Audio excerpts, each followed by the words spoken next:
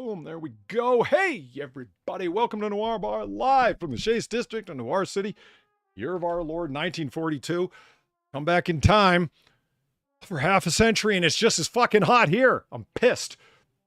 But as we can all see from our brand new Vita Ray Technology trademark powered hyper accurate mantle clock, it is exactly 11:30 p.m. Eastern on the dot. So come on in, grab a seat, put your drink orders in, and get comfortable for a late night, laid back time of banter, booze, broads, bullets, and sweating bullets. It'd be like that. And joining me at the bar tonight, Far and Sam. Far. Hello. Hello. How are you doing? I'm doing all right, thank you. How's How are you? I'm dehydrated. I see. It's fucking hot. Is that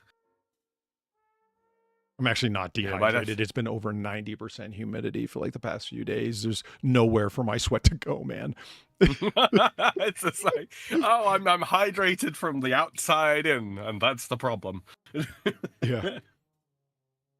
Like I'm trying to produce sweat beads, but a lot of salt in them to cool me off, and it's not fucking working. So far, how's winter going for you? Right. It's going great. Was there enough venom in the way I said that? Yeah, I did catch that. Are you looking forward to seasons in any way, Far? Like, well, noticeable, distinct seasons? What the fuck do you mean by that? We have noticeably distinct seasons here. Oh, the temperature drops a whopping 5 degrees. We gotta break out the scarves and the woolen mitts and start a fire. No. Do you want to tell him? Do you want to ask Platty what her experience with winter was when she was here? She was freezing. Really? Yeah, she actually was cold. It was one of those funny moments of like, yeah, see, when I'm bitching about how cold it is actually cold, isn't it? Yeah, see, look, there she is in chat. Yeah. Okay, so like, how cold is it? Like what? Like how cold is it right now? How cold does it generally get? I mean, 11 degrees in the morning is a pretty cold. 52 Fahrenheit. Okay. Actually, of all the metric isms, Celsius is one of the ones that I had the easiest time wrapping my head around. I don't know why. Oh, it is 21 degrees, and apparently it will be going down to 12 degrees at midnight. So, There's something I'm not used to. When you say in Celsius, like a change of 10 degrees, that's a whopping fuck off level change in Fahrenheit. It really is. Yeah. It really is. Holy shit, every degree of Celsius covers a lot of ground, man. I will change it for you. Doesn't help that a house is... Yeah, it does not help that the house is asbestos, so yeah, freezing.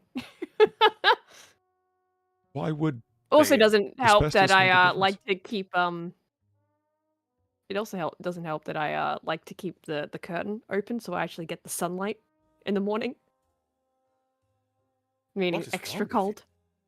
Because I don't wake up otherwise, okay? No, that's fair. You keep your keep your blinds and drapes open so the sun comes in so you wake up?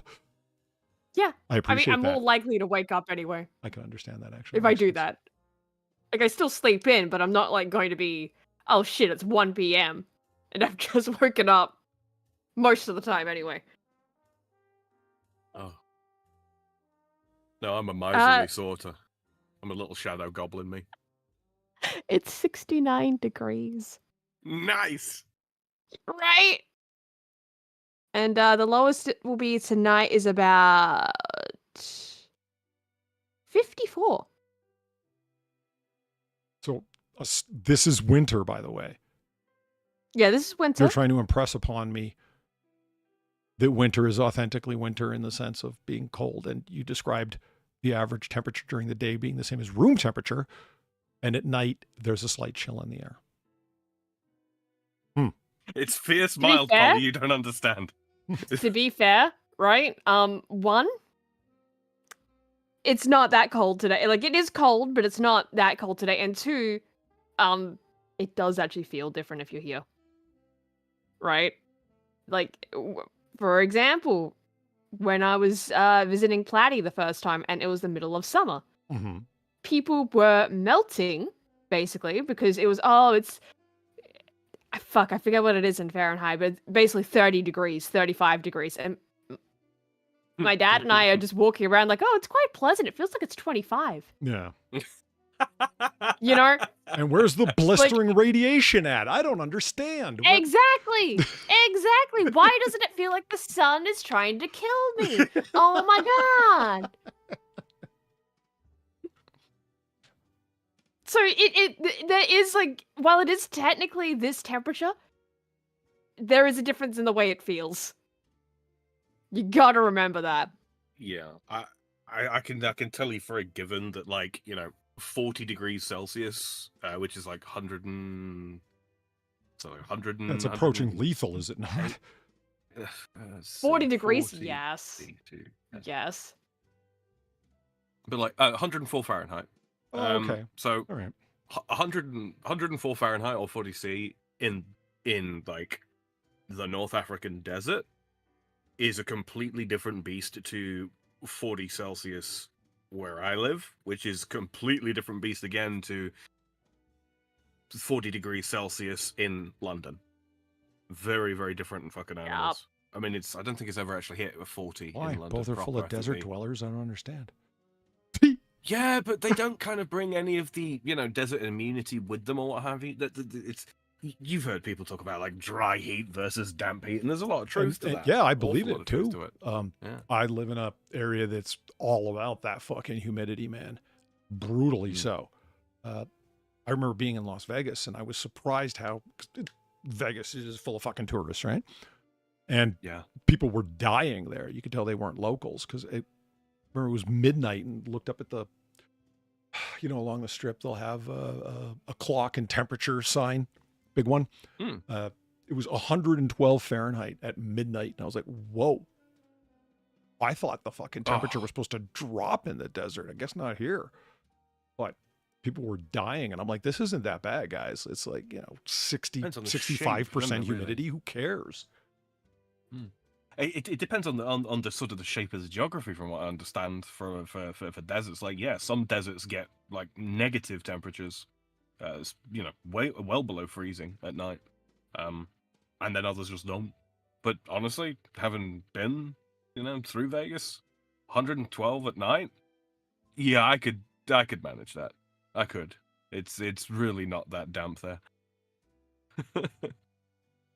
I could go for a leisurely stroll. Well, be careful where you leisurely stroll in Vegas. I mean, you can go to the populated areas, in which case you will be plied with flyers for nude, live dancing girls. Polly, baby, you worried about me going for a stroll in Sin City? Yep. Or go right off the strip and get jacked. Yeah. I was surprised at the rates of fucking street crime in Vegas. I'm like, really? What? Okay. I guess the thinking is let's prey on the locals who have a whole bunch of extra loose cash on them. I don't know. I think I'd be more surprised if the crime rate in Vegas was very low.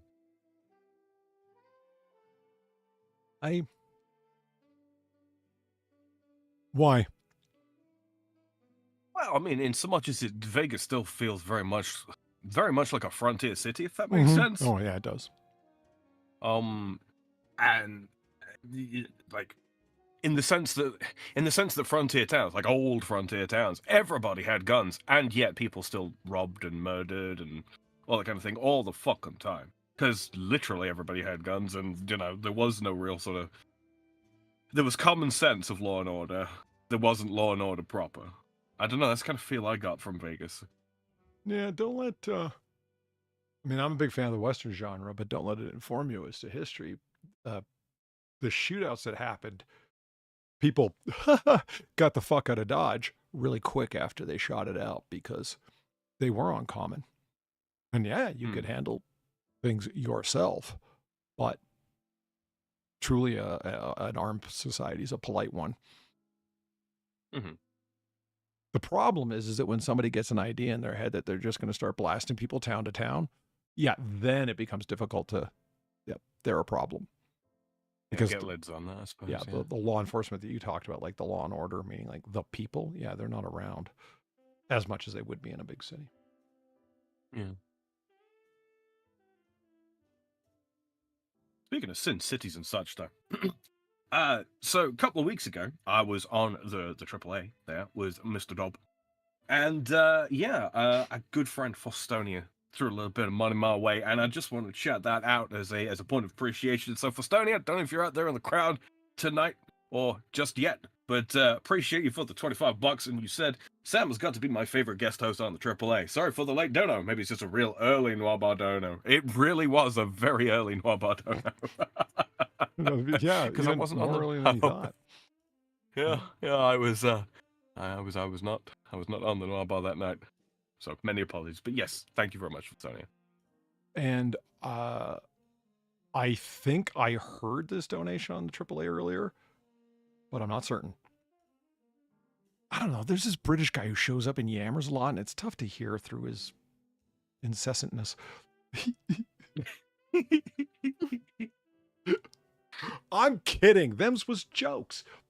Gamer Villain, thank you for the 350. A new nation where we choose our own systems of weights and measures. Okay.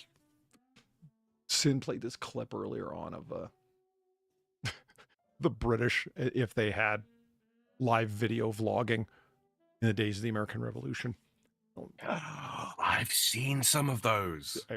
I thought this is going to be really corny. That's going to probably be, like chuckle funny, but kind of corny. No, it was legitimately funny as fuck. This British officer he's like all dressed up in like the fucking lobster back red coat. And apparently some of our colonists are, kind of upset about this minor little tax. Anyway, it's not going to be very hard to subdue them. So we're headed over. And it hard cuts to him running with like gunfire behind him. And he's like, I was wrong. I was so wrong. They're really mad. Did you see the Oregon Trail one? No. Oh, fucking hell. Oh, it's so good. Basically everybody dies. Apart from like the head of the house, or the father, or the head of the household, finally makes it to Oregon. Like they've gone wildly off course. Fucking diphtheria's kicked in. Everybody's like dying horribly on the way, but they're still doing the very like West Coast blogging into the fucking phone that's on the end of like a selfie stick kind of affair. Mm-hmm. Yeah, so here we are finally in Oregon. I say I'm the only one that made it. Everybody else died. But hey, new beginnings, am I right? It's like, holy shit. We live, the people today are not people. Really. What, they're vlogging personalities? Is that what you mean? Yeah, that's exactly what I mean. We used to be people. People sometimes say we used to be a real country. We used to be real people. We're not real people these days. Even I am not real. Consequences will never be the same, Sam. The consequences will, in fact, never be the same. And I don't just mean like I'm not real from the point of view of I'm like 40% cheese at any given moment. I mean metaphorically. I'm speaking metaphorically here. I'm trying to be deep, chat.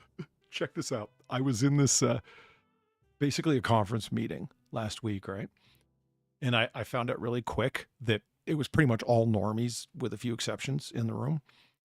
And I took the opportunity to crack a joke and send up a flag to see if there was anybody else who would kind of get the joke. There was I don't know who laughed, but there were two people I distinctly heard giggle to themselves. They're talking about how Iran's actions, the IRGC's actions prior to the strike that they damn well knew was coming from Israel, right? And one of the things they did was shut down internet access. The guy actually said they didn't even question the efficacy of it or the legitimacy of it. They just made the arbitrary decision and went down and chopped down the internet. They chopped it down. And I said, were consequences ever the same? And I heard 2 giggles from the far side of the fucking room. Yes! And I was like, yes! It happened. Oh, because we spoke about it, didn't we, Polly? Prior to that, about Iran cutting the net off. Yeah, Holy shit! exactly. Oh, that's Oh. We talked about it. Then this situation came up, and I'm like, oh God, I have to say the thing and to see if anyone gets it. And yeah, you heard these muffled, like, and then you Leo point at in the direction of the people giggling. what are you idiots laughing about? You wouldn't understand, and I wouldn't want to tell the story either. Oh God, You yeah. know what it Imagine is? trying to explain the origin of that one. Like it's so fucked. Like it's a I'm funny reminded. line, but it's so fucked. I'm reminded of this. Okay, so there's a certain website on the internet, apparently, right? And it has a largely speaking yellow and black logo. And it's a 7-letter word. And apparently they host some pretty interesting home movies. As well as some studio quality stuff as well, allegedly. And apparently, just unbeknownst to me, Some they have studio this particular... stuff, but mostly home movies. Okay. Yeah. Well, apparently they've You got can't this very, fuck very... the English language like you just did, Sam. That's not okay. In front of 2 I'm native French. English I can speakers, fuck I anything stand English I opposed to want. what you just did. I'm French. Polly, I can let's fuck be anything real. English Can we I like. can we even really technically be considered like native English speakers? We barely speak English enough as it is. That is kind of true. I mean, yeah, I don't know. Sam just took the English language behind the woodshed, man, and it wasn't pretty. Oh no, he did. I don't disagree with you, but at the same time, it's like, do we really have a leg to stand on here?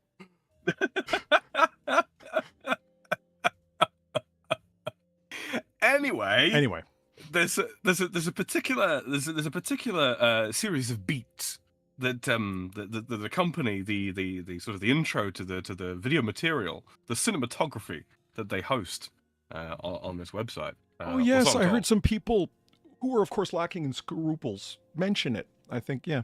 Mm-hmm.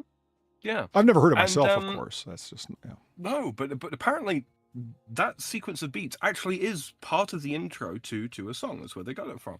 Which, oh, really? I mean, you know, nothing new under the sun, of course. No. But I saw this particularly eloquent gentleman had this song on his phone, and what he was doing was he was playing this song in front of friends, family members, young people, old people, and all that kind of thing,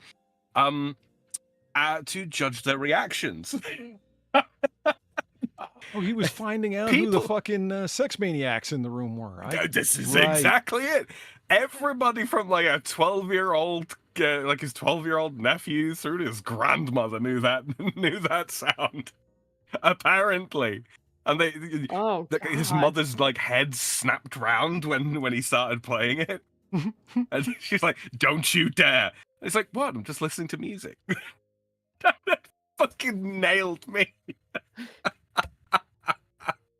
Yeah, I was reminded of that.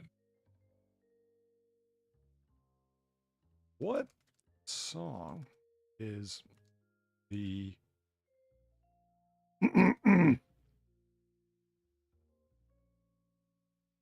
from?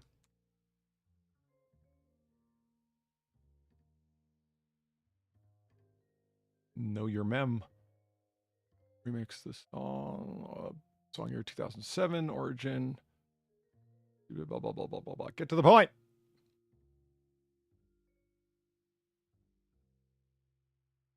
All right, Duck, go. Give me the answer.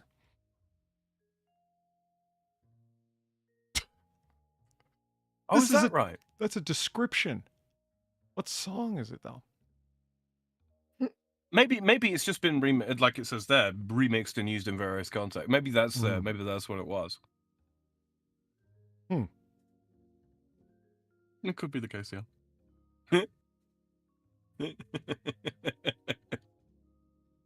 what a stupid fucking question over on Genius.com.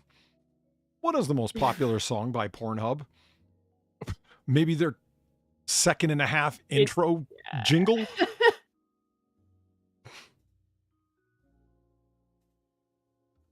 Oh god, the Canadian, that's right, I forgot. Pornhub to release first ever sexy Christmas jingle. What the fuck? Yeah, I just saw that. And then Sam was talking about Pornhub's Canadian? Is that what you're saying? Yeah, YouTube Music, Pornhub theme song, YouTube Music, Pornhub, Canadian pornographic video service. Yeah, wait a minute. Why is that? Why is that? Oh, that's why. Okay. Why is it degenerate websites being hosted or owned by Canadians?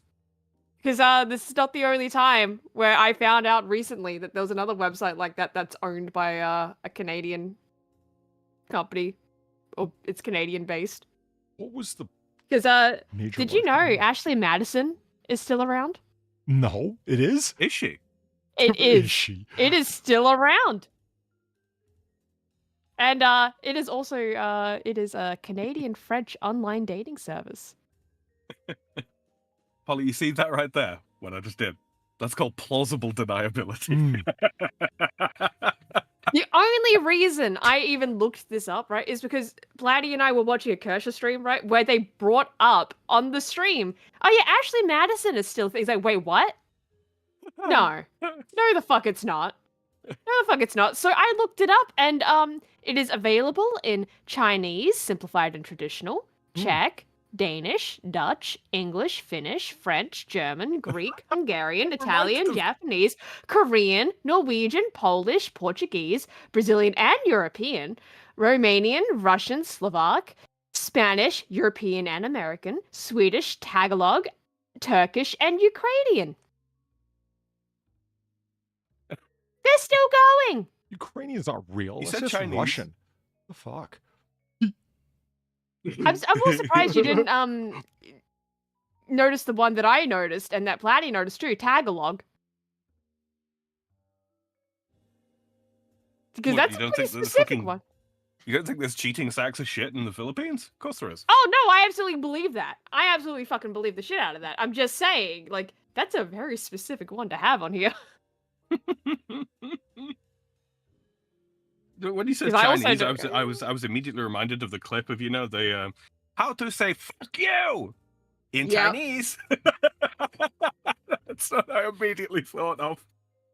Yeah, I mean, the Tagalog one also makes sense when you really. I'm pretty sure in the Philippines it's actually illegal to get a divorce, I think, if I remember correctly. So it makes sense. It's just a I weird don't one to know. have on there. I don't know actually. I feel like I've heard that before. I don't know. Don't quote me on that one though. But I got a yeah. buddy of mine, Tommy, who's Filipino. I'll ask him. But yeah, just the ones that stood out to us were just Tagalog and Chinese, because like holy shit, Ashley Madison and China. Really? How do they know if they're cheating? I don't know. See, now that's racist. Anyway, No, Far, your guess was right. Right? Yeah. As So of that June would be 2025, why. the Philippines remains the lone United Nations member state without a general civil divorce statute. based Philippines. Is that based though? I don't know.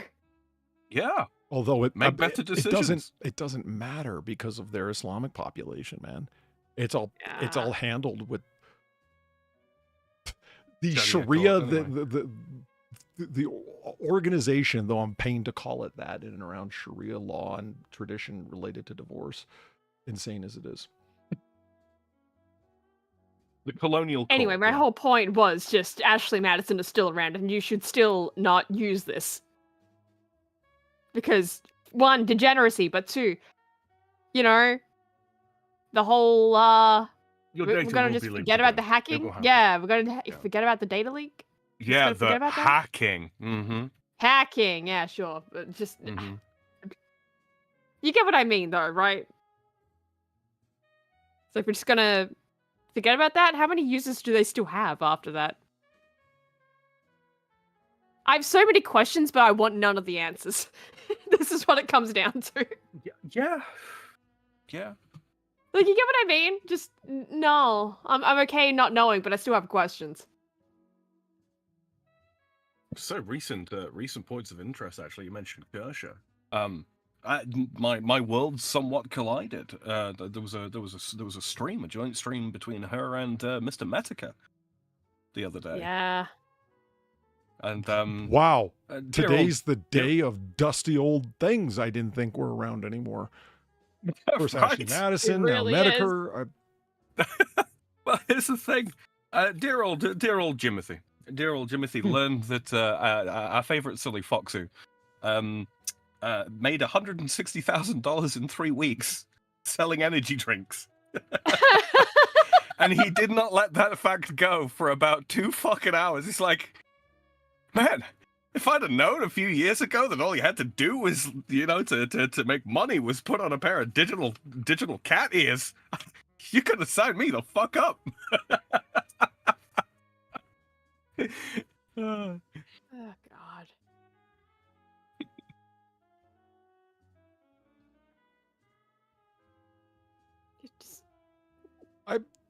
No, I don't buy it. He's the guy who fucking honestly, hilariously became famous for buy your hat a hat, buy your shirt a shirt. Yeah. He wasn't shy about commerce. It's He wasn't. let's just chalk it up to skill and persuasiveness. I don't expect anybody to buy anything from me, especially if I've got cat ears on.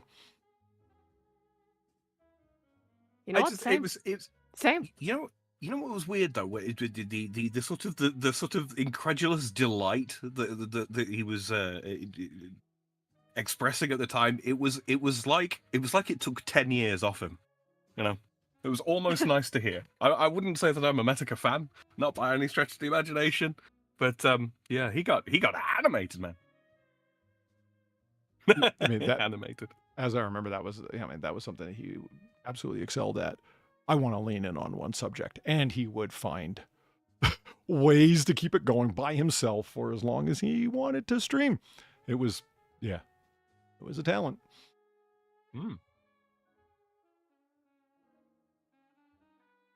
Good God. You just keep looking, aren't you? Well, the information just keeps going. Yeah. There is so much detail about Filipino divorces or lack thereof, I guess. It's a whole lot to talk about something that doesn't happen, right? One shot, two shot, 3 shots, 4 shots. All I hear is gunshots. This is what a one stop. Body drop, the floor. Somebody taking shots. Oh, boom! Fucker. Okay, Game of Lean, thank you very much for the $18. Morning. The Philippines is largely Catholic. There's a Muslim region in the south, but Sharia law is not national policy. Also, if Iran's sky gets pixelated again, there'll be iWalk. She's been loving this particular meme lately.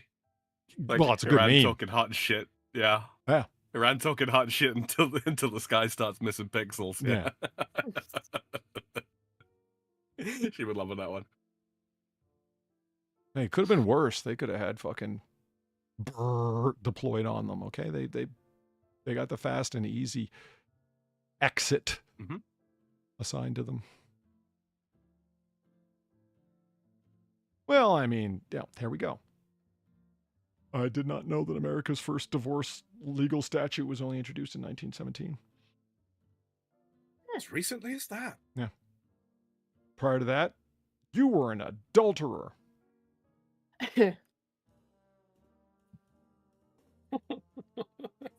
Are you interested in the legislative history of divorce? No. Apparently. No, not especially. No. I mean, it's... I learned all I needed to learn about divorce. Thank you very much. I was like, you can't get a divorce. No, but you can get an annulment. Well, it's pretty much the same thing. No. No. No. Trust me, as someone who's done the paperwork, it's not the same thing.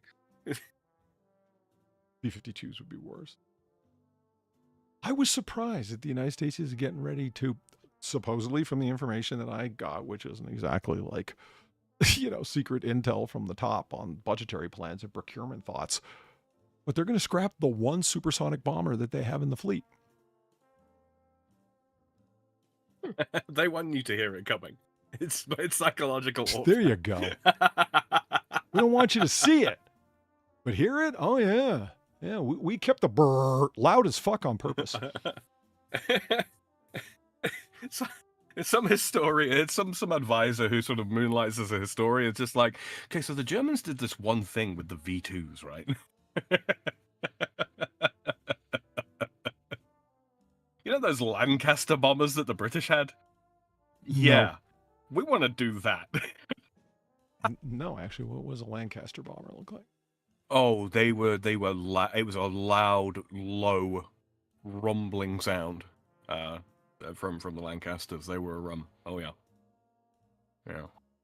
After the first bombing run, word got around. If you hear this, get to a shelter immediately. Don't wait for the sirens. Oh shit! Look at that thing. Yeah. Yeah. Yeah, Chad, this thing's a fucking beast of the sky, man. Look at. Yeah, I'll bet Oh, you yeah. hear that fucking thing coming. Oh yeah, you want to talk like flying fortress. This was one of the early flying fortresses. Really was. I mean, it's got like just in terms of the general shape of it, like the size and length of its wings are almost like a glider. Mm-hmm. This thing. Oh man, look at that.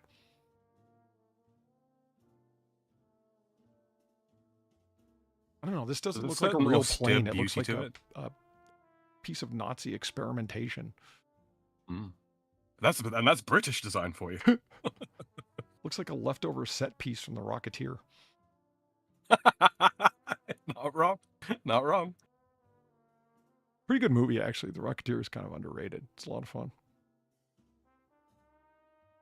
Oh, look at that side shot in the bottom right there. Right here. Yeah. Look at that. Fuck. It's like someone said, okay, so we have a Spitfire. What if we made it just that much bigger? And British arrogance on full display, am I right? We're going to put a bullseye on it. No, we'll put 3. 1 on each wing and 1 on the fuselage. It's perfect. Jesus. Stiff upper lip, old bean. We're gonna let those German autists try it.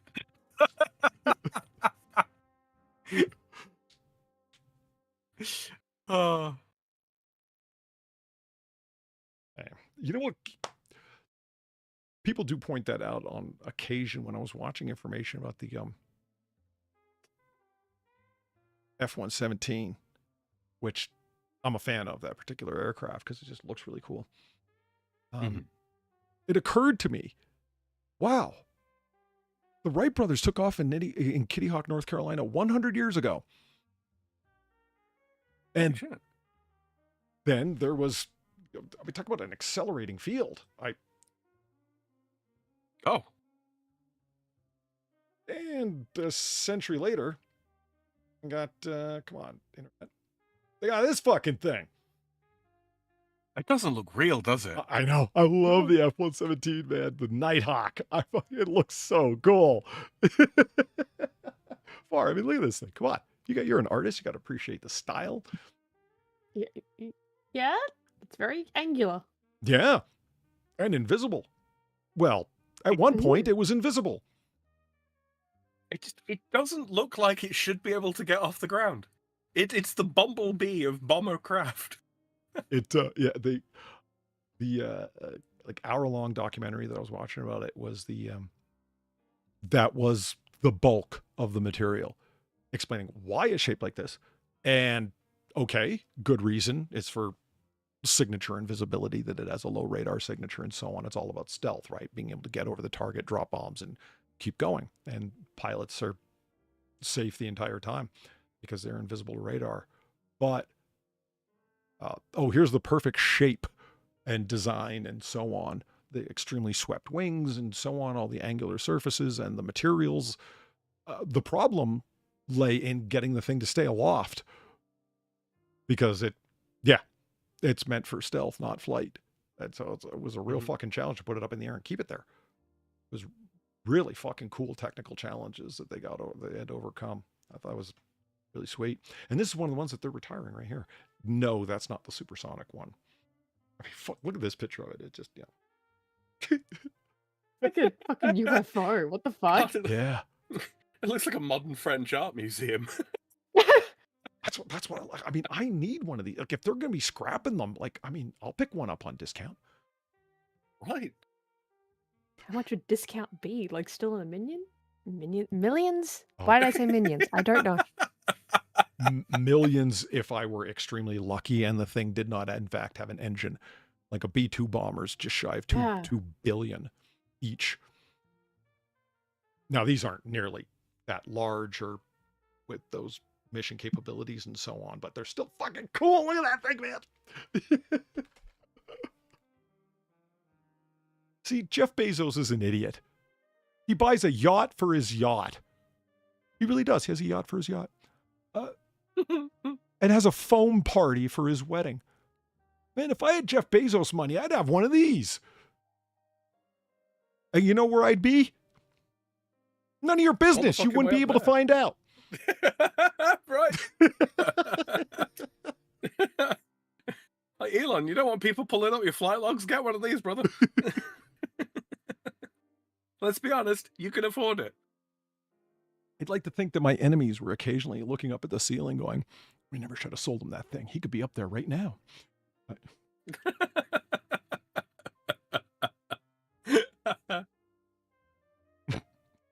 Oh. Again, just the design intention of it is like overrode everything else to the point where we're going to stay fixated on this idea. We want it to be invisible to radar. It's like, okay, cool. And it was successfully that, but no weapons. The only weapons it has are its bomb bays, and they have to be internal because if you have missiles or gun pods or whatever the fuck hanging off the craft, that's a radar signature waiting to be detected. So everything's internal to the craft, except when it opens the bomb bay doors and then, death from above. Oh my God, the empty sky's dropping bombs. That's right. In terms of cool plane designs, I'm still a massive fan of the Blackbird. Oh yeah, somebody brought that up the other day when I was talking about like craft like this and the F-17. Or I kept calling it the B-117 because I thought it was a bomber. Apparently, it is a bomber, but still they give it the F designation. So there you go.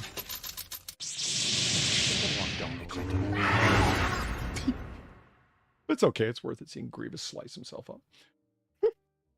Boom. Oh, I got Liquid Cat. Did you? Yeah. Yeah, I got Grievous. Liquid Cat would go well for a nighttime stream. I should think about migrating Liquid Cat over here. Kimberly, thank you for the 550. I can't resist. The U.S. is supposed to retire the B-1, which is supersonic capable. That's the one I was thinking of. The big B-1 supersonic craft. But dropping bombs is subsonic. Missile developments have negated supersonic bombers. Also, the F-117 is subsonic. Now that I knew. I was like, oh man, tell me this thing's supersonic. Tell me supersonic. He's like, no, not shaped like that. It's not. It sounds dumb, but it was like a Skunk Works aircraft engineer that said it. So it's fine. He goes, you could tell a supersonic craft. It looks like it is. Like this kind of thing an idiot would say, but I get your point. It's going to have to be extremely slippery and streamlined, or otherwise it's not going to get up to them speeds. So it looks like it is. It's like, yeah. Boom.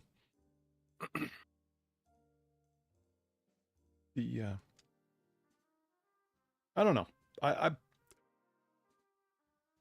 am, for as much as people talk about American imperialism, okay, first of all, they don't know what the fuck they're talking about.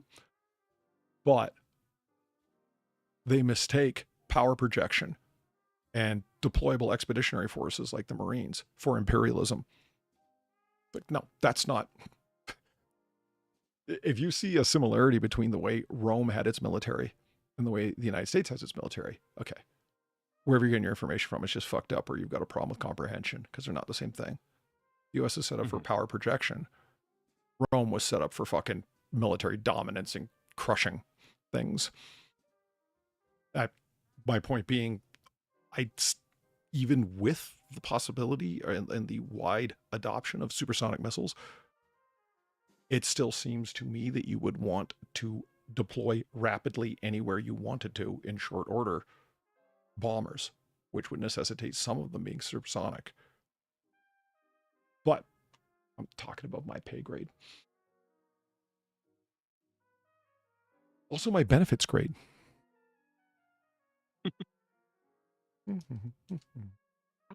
I mean, breadth of capability is always a question, isn't it? When it comes to power projection, target type as well. Yeah. Who are you fighting?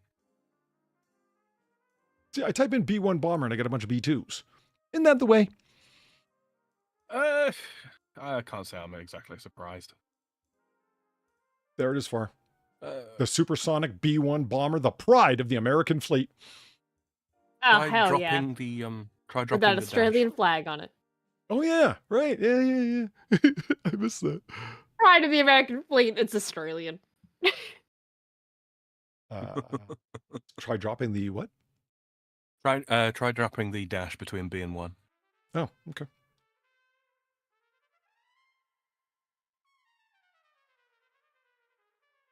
There you The Roman army did great till they started outsourcing.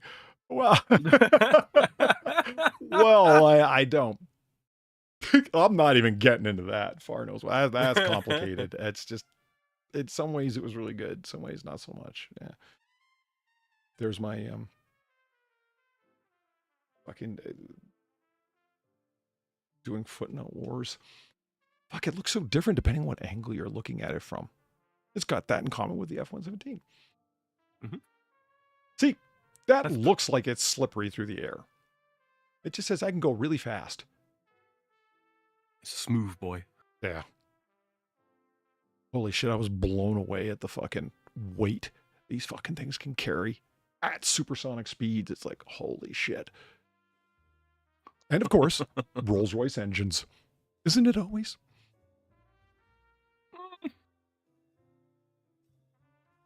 Yeah, they do make a lot of good engines, it's true. I actually don't know.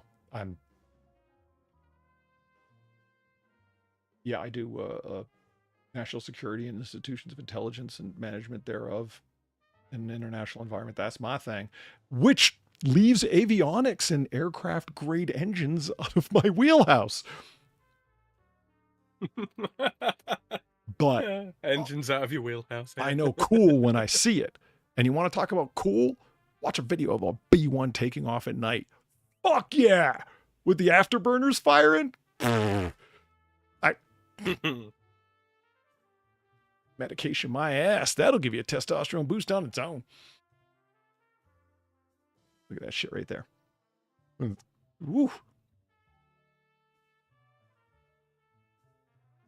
Burner Friday, the Rockwell B1B Lancer.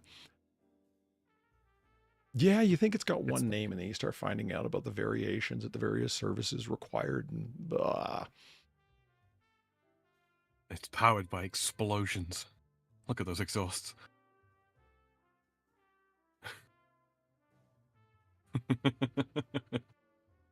Remember, I took a friend to the range one time, and I said, it's, she says it was really interesting and it's surprising.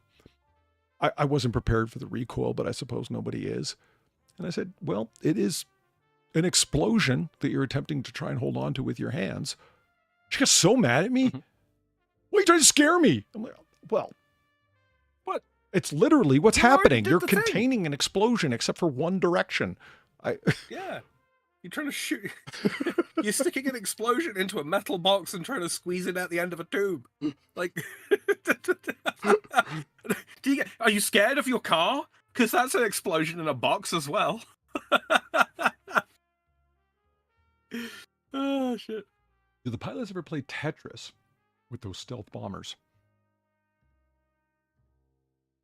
Tetris. Oh, okay. Yeah, I just put two and two together. Yeah. I didn't. What? You're trying to fit them together, like tessellate them into the most compact space possible. Oh, okay. They use them to make golf courses. Okay, Cheshire Smart's got to be talking about something else. This looks like somebody's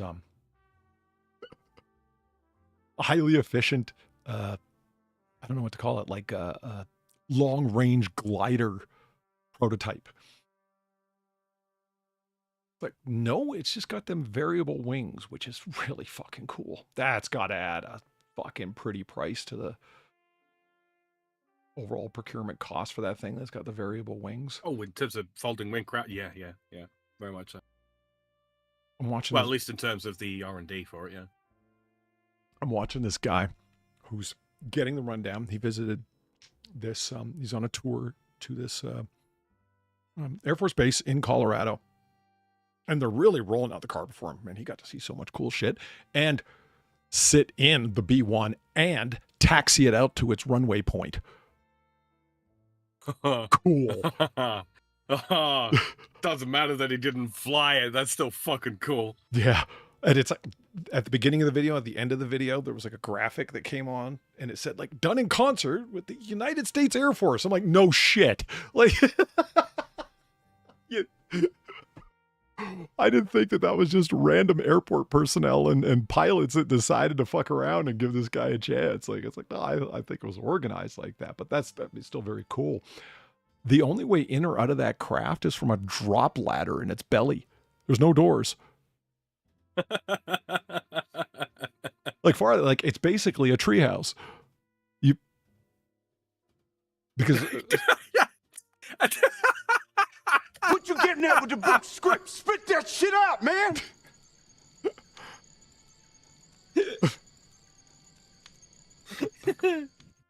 what is so funny? What? It's got 4 legs and you can sit on it, but apart from that, it's basically a table.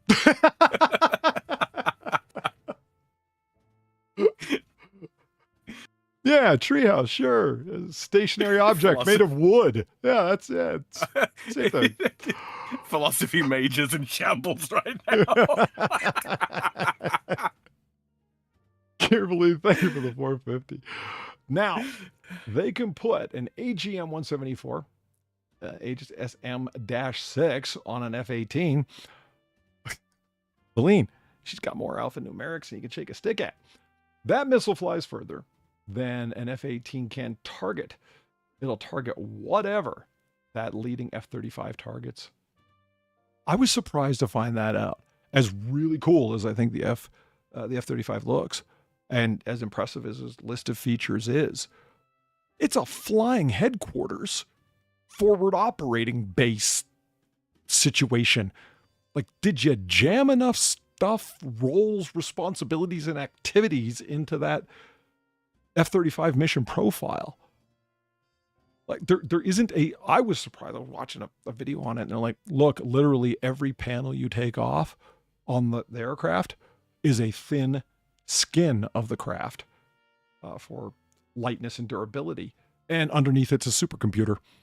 That's why all the panels come off, to be able to run maintenance on, change over, and update all of the fucking computers that make up the body of this aircraft. Wow. Like, I guess it needs that many computers running, controlling operations for flight and whatnot. Like, no. That's for all of its responsibilities via the ground. Like, it's up in the air and it's the eyes and ears. And I'm like, I thought that's what AWACS did. It's like, not when the F-35's on the set. It's impressive and fucking scary and blah, blah, blah. I'm sure it makes sense. I'm not saying like, oh man, what the fuck are they doing? I'm pretty sure they know what they're doing. But I didn't think that, oh like air dominance doctrine would put that many of that type of responsibility into a fighter craft. Now, clearly, they are willing to do that, but like I said, not my wheelhouse. So it's, yeah, I've been learning a lot about mission roles in the last week. I had no idea. I think there's always sort of like, there's always like a danger of like function creep to all intents and purposes, because, yeah, think of all the space that you got on like an aircraft carrier, yeah? You can do an awful lot of shit from an aircraft carrier, all kinds of radar and mission control and yada yada yada yada yada, and then you got smaller craft that go out from there and do the sea combat related stuff, obviously the aircraft as well, and then it's kind of like, okay, but we've got this really really well constructed like scout craft. Why don't we put some of the functionality from like forward operating base into that? So that it doesn't have to refer back to its mothership for returns on these responsibilities, and it can move around much quicker, and the armor and blah blah. You know what I mean? You end up with like divesting all of these responsibilities into the progressively smaller and smaller sort of craft and all that kind of thing, and then they come up with this next latest and greatest capacity for the mothership or whatever, or the base. And then slowly that gets divested out to. I love that there's fighter aircraft in the fleet that have a mothership. That's great. It's brilliant, Polly. We are the space aliens, all right. Mm-hmm. I'm telling you, all these people think, oh, extraterrestrials out there and they're super intelligent, they got spacecraft and all that kind of thing. No, we're the first. I think we're the first, Polly. I think we're the first ones to leave our planet. In rare frequency, I have heard that idea suggested, and I've always found it interesting. It's like, come on, there's got to be life somewhere. But, okay, I accept the reasonability of that basic suggestion. But, I mean, Far, think about it. What would exclude the possibility that somebody had to be the first, though? Maybe that's us. That's why there's like, well, the big empty, am I right? Well, just have some fucking patience. Yeah. Like, consider, we live in a relatively quiet part of our galaxy, and we've had like 5 major extinction events. It's taken that many to get to this point. So maybe we are the first. Maybe everybody else has got it so much harder than we do. Son of a bitch. There we go. I switched over the donation theme. Gamer Valine, thank you for the 450. Oh yeah, and I just read in chat you were a bunch of people are seeing all kinds of interesting things. That does make sense about the F-117. I get that. Thank you for the 450. The scary sister to the F-35. The scary sister. To the F-35. Yeah. It's a pretty scary bitch on its own, man. Is getting updates to work with the F-35. Yes, the F-22 is scarier. We put drop tanks on them to get tactical information and joint exercises. Really? Yeah, I'm just finding out like in a very, very cursory way. Just what are the different aircraft? What do they do? Like that simple of a question. It's like, holy shit, there's a lot of it. Like it's like trying to take a drink from a fire hose when you look into it. Whew. Impressive. I can't even picture an F-22, but that's okay. Duck, go can. Oh, dude, the Raptors are fucking lovely. Lovely. Well, that's the plane. Raptor. Okay. Yeah, F-22 Raptor. That rolls off the tongue, right? That makes. Oh, hell yeah. Yeah. See, this is what I meant when I said it looks like it can go supersonic. That looks like it can go supersonic. Dude, that thing looks like it could leave the fucking atmosphere and just keep on going. Never mind going fast. Really does. I'm such a fucking comic they put book nerd aviators about on it. the cockpit. I look at these craft and I just think, oh my God, we're so close to having Vertec fighters from Robotech. This is awesome. Right.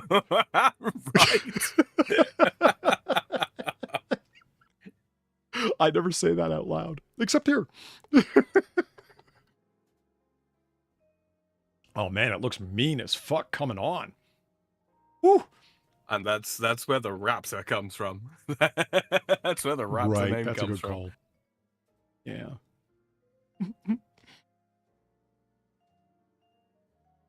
It You know, I got to be honest. You know the little concept art that was to the that was just underneath that very picture there.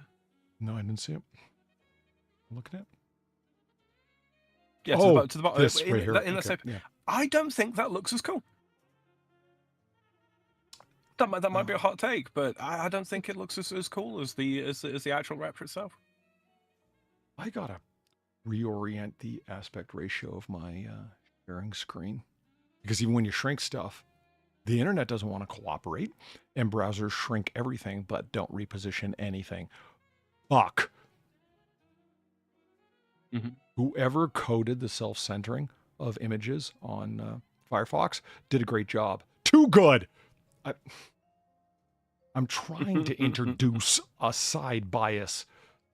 Why would you want to do that?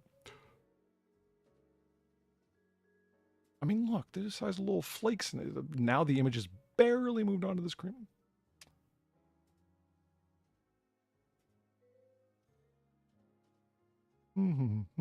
Oh, hell yeah. I love those shots.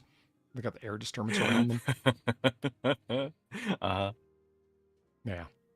He looks like he's carrying a little cloud. Some of the last real images we're going to see and actually believe. We are moving into the land of everything's fake. Make believe. Yep. With me, I think the healthiest way forward may be the irrational anger that Far holds on to regarding AI. If that's the most sensible way forwards, is it really irrational? Fair enough. It's clarifying. Because my God, people need to fuck off with the shit that they rely on AI for, and it's not even that good at the stuff that they're relying on it for already. It's really not. It's really not. Right? So far, how does it feel to have been right about everything? It feels pretty fucking great, honestly. You need to do Like, don't get me a wrong, I razor know fist how it feels, but- twist in your chair while throwing up both fingers, screaming, "Fuck you, I was right." It'll feel good. Yeah, I bet it will. I can actually see Far doing So that can with I. the sunglasses Yeah, and it's everything. not a reach. I could draw it. I really could. Yeah. You have permission to do it. Go No, ahead. yeah, but I'm not going to show anybody, obviously. We don't face dogs around here. There we go. I just wanted to look at By it. comparison, Yeah, I just wanted to look this at guy- A10s. right? Yeah. Like by comparison with the fucking raptor, this thing looks like silly in a charming way, and yet it is utterly terrifying. All right. Oh, there's my favorite picture, the fucking cannon on the front. I love it so Oh, fucking look at much. Look at that. It just.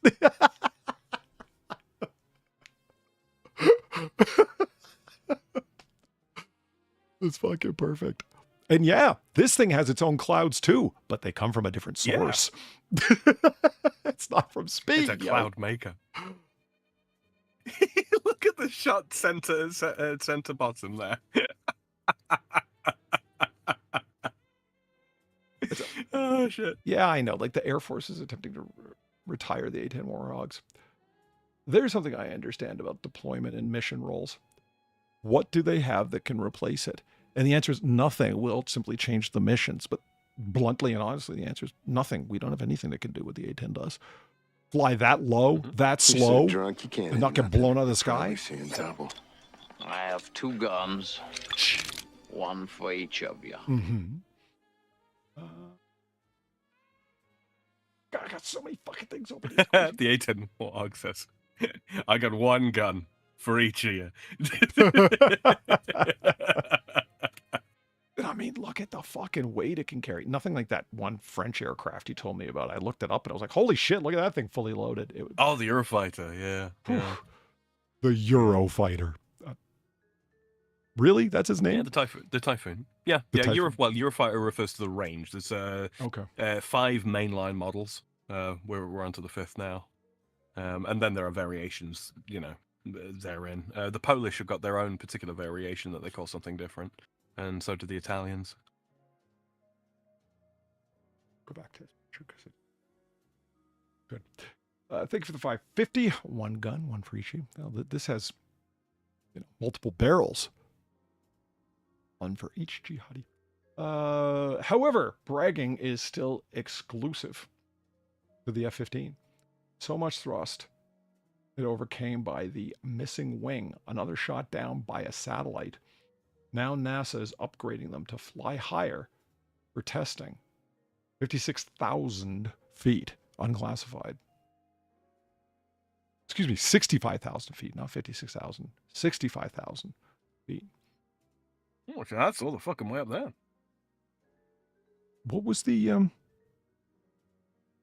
that was B2 was flying at that height during its initial test runs out of Japan. I mean, not unclassified at the time, wildly, extremely classified, but and then years and years later, after the Berlin Wall fell and the Soviets couldn't guard their intelligence like they used to, well, they weren't really Soviets anymore, but you get the point. Yeah, they knew how high it could fly the whole time. They found out about a week after the first prototype launch. It's like, holy shit, that's discouraging and depressing. Apparently, the B-2 Spirit can an unrefueled range of more than 6,000 nautical miles and can fly more than 10,000 with one mid-air refueling. Can reach an altitude of more than 50,000 feet. Really? Mm-hmm. That's the B2 you said? Oh yeah, the Spirit. The B-2 Spirit, yeah. Odd name for it. The Spirit.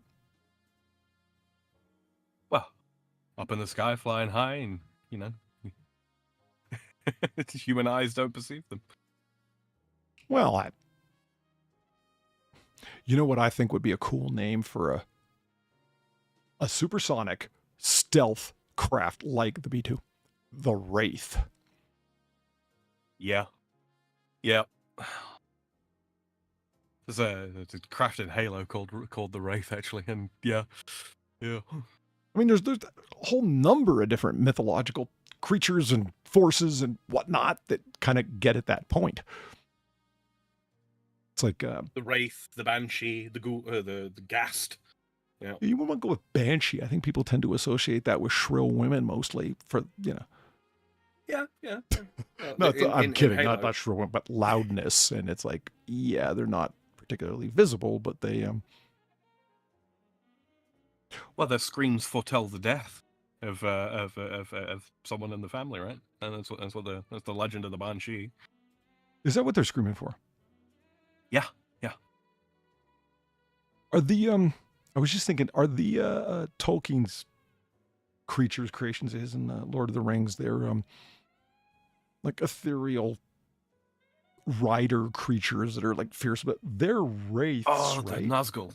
They are wraiths, yeah. They're called wraiths, Yeah. okay. In the classical sense, yeah. And what did you say they were? What wraiths? The Nazgul is the Nazgul? name in the language. Yeah. Which is not a bad. It sounds kind of like what it's describing, right? Nazgul. Yeah, Nazgul. Literally translates to wraiths of the ring. Yeah, ring wraiths. I see nothing wrong at all with going to relatively recent or comparatively recent fiction for your names for stuff. Like, I'd agree. aircraft or aircraft carriers or fighter jets or whatever the fuck. Like, yeah, go to Mhm. Tolkien, man. Like, no problem. I don't think it needs to be ancient mythology. It can be modern mythology. There's lots of cool stuff there. Oh, dude, if there was like a flagship in the American Navy called the Optimus, something like that, like head of a battle group or something like that, I'd be totally fine with that. Yeah. Absolutely. If this was the first one we made, it's Optimus Prime. What cemented my opinion on that is when I saw a meme that somebody put up, and I'm like, that meme won't stay a dream. That's going to happen, man, sooner than later. It showed it was two pictures, a side-by-side picture, and the old one was a World War II vintage photograph of, like the Enola Gay, that kind of thing, where there's like the sexy pinup lady on the side of the craft, stereotypically, and yeah, okay, there was like the sexy pinup woman on the back wing of the craft, and the newer picture was the modern guys, clearly in like the Middle East somewhere, American pilot, and there's an anime girl on the side of his plane. Yeah. And I sat there and stewed a little bit. I'm like, I don't get mad. This is going to happen, man. You know, someone's waifu's going up on a fucking plane. Absolutely. I've seen people driving around with graphics of their waifu on their cars, so I know that some pilot's going to do it eventually. Whiskey and a whiskey. Son of a bitch.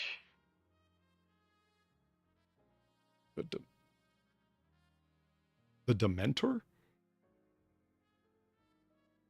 Ooh. Oh, from Harry Potter. Oh, Those are, yeah, okay. Dementors, yeah. What's the Dementor do?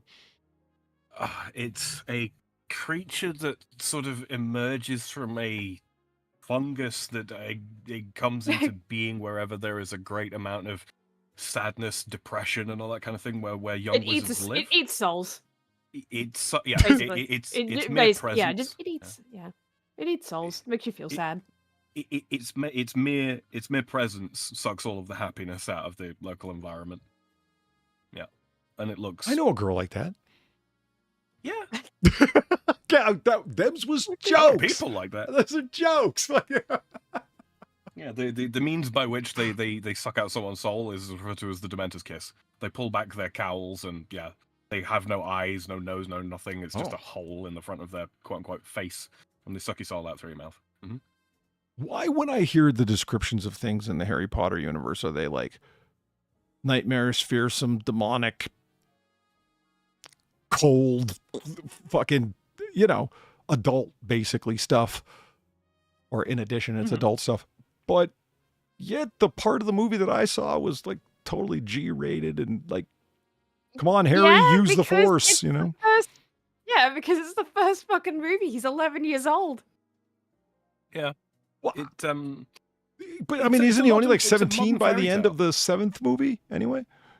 Yeah, but things yeah, escalate. 17, 18. Yeah, things get mighty dark and gritty. They absolutely do. I mean, like towards the end, spoilers if you don't already know. I don't know how you don't already know, but spoilers. Like Horcruxes, right? They can only be made Horcruxes. by Just checking. Okay. Horcrux. go ahead. It basically when one kill in Rowling's universe, when you kill someone, you tear off a part of your own soul. You fragment your own soul. Horcruxes are physical objects and even potentially living beings that through a dark ritual you place a part of your torn off soul into them to act as basically a phylactery, so that if your physical body is killed, your spirit doesn't move on into the afterlife. You can be regenerated. and come Like back. No Basically the Nose same did way on that a lich purpose. works. Exactly. Yeah. Right. No Nose is a lich to all intents and purposes. He You made, know how he I know made that? 7 Horcruxes. I was listening in when Far and Zelthor were talking about it. There you go. That's literally why I know. I was like, Mhm. what the fuck is an olfactory? And they laughed at me and said, that's not what we said. We said a factory. Phylactery. Yeah. He hid part of his nose up someone's, part of his soul up someone's nose. And they said, what are you talking about? You said in his old factory.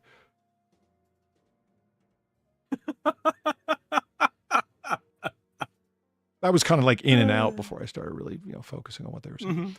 Mhm. That makes sense. Gamer Valine, thank you for the 450. You read all that dyslexic.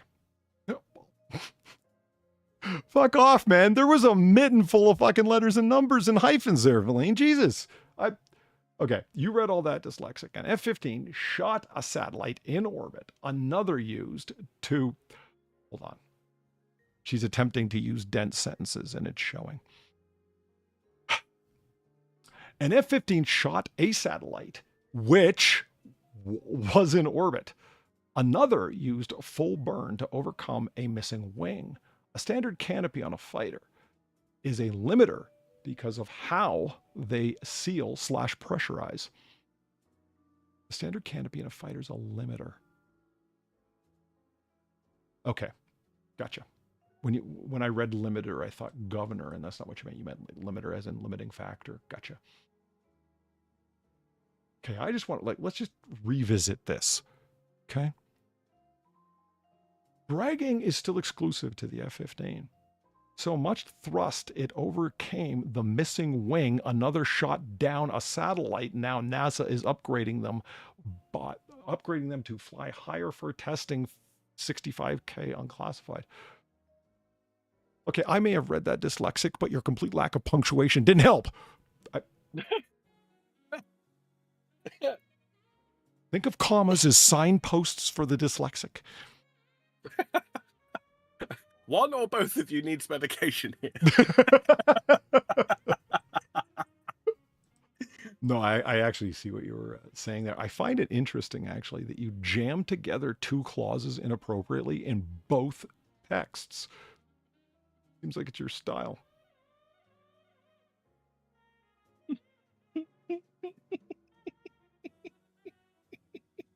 What are you giggling about over there, Sam? What the... Yeah, my red pen hand is itching as well, Colin, now that you mention it.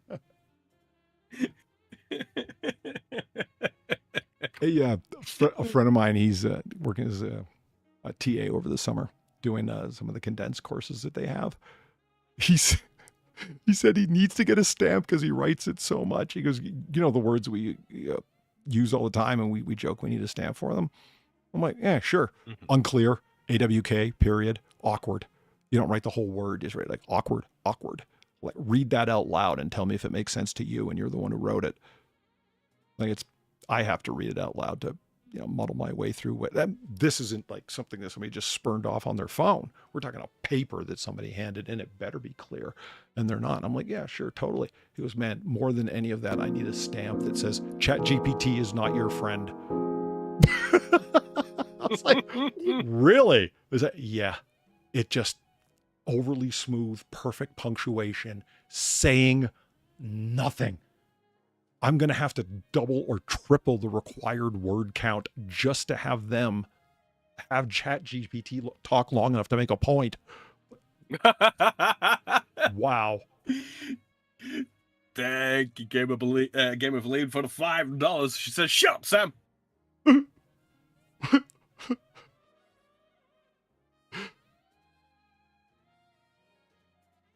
I love it when they paint teeth on A10s.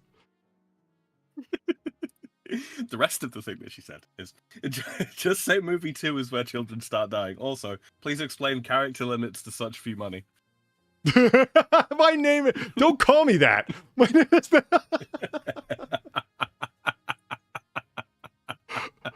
I didn't have the meme, but I've gotten a lot of mileage out of that meme you showed me because it's easily described.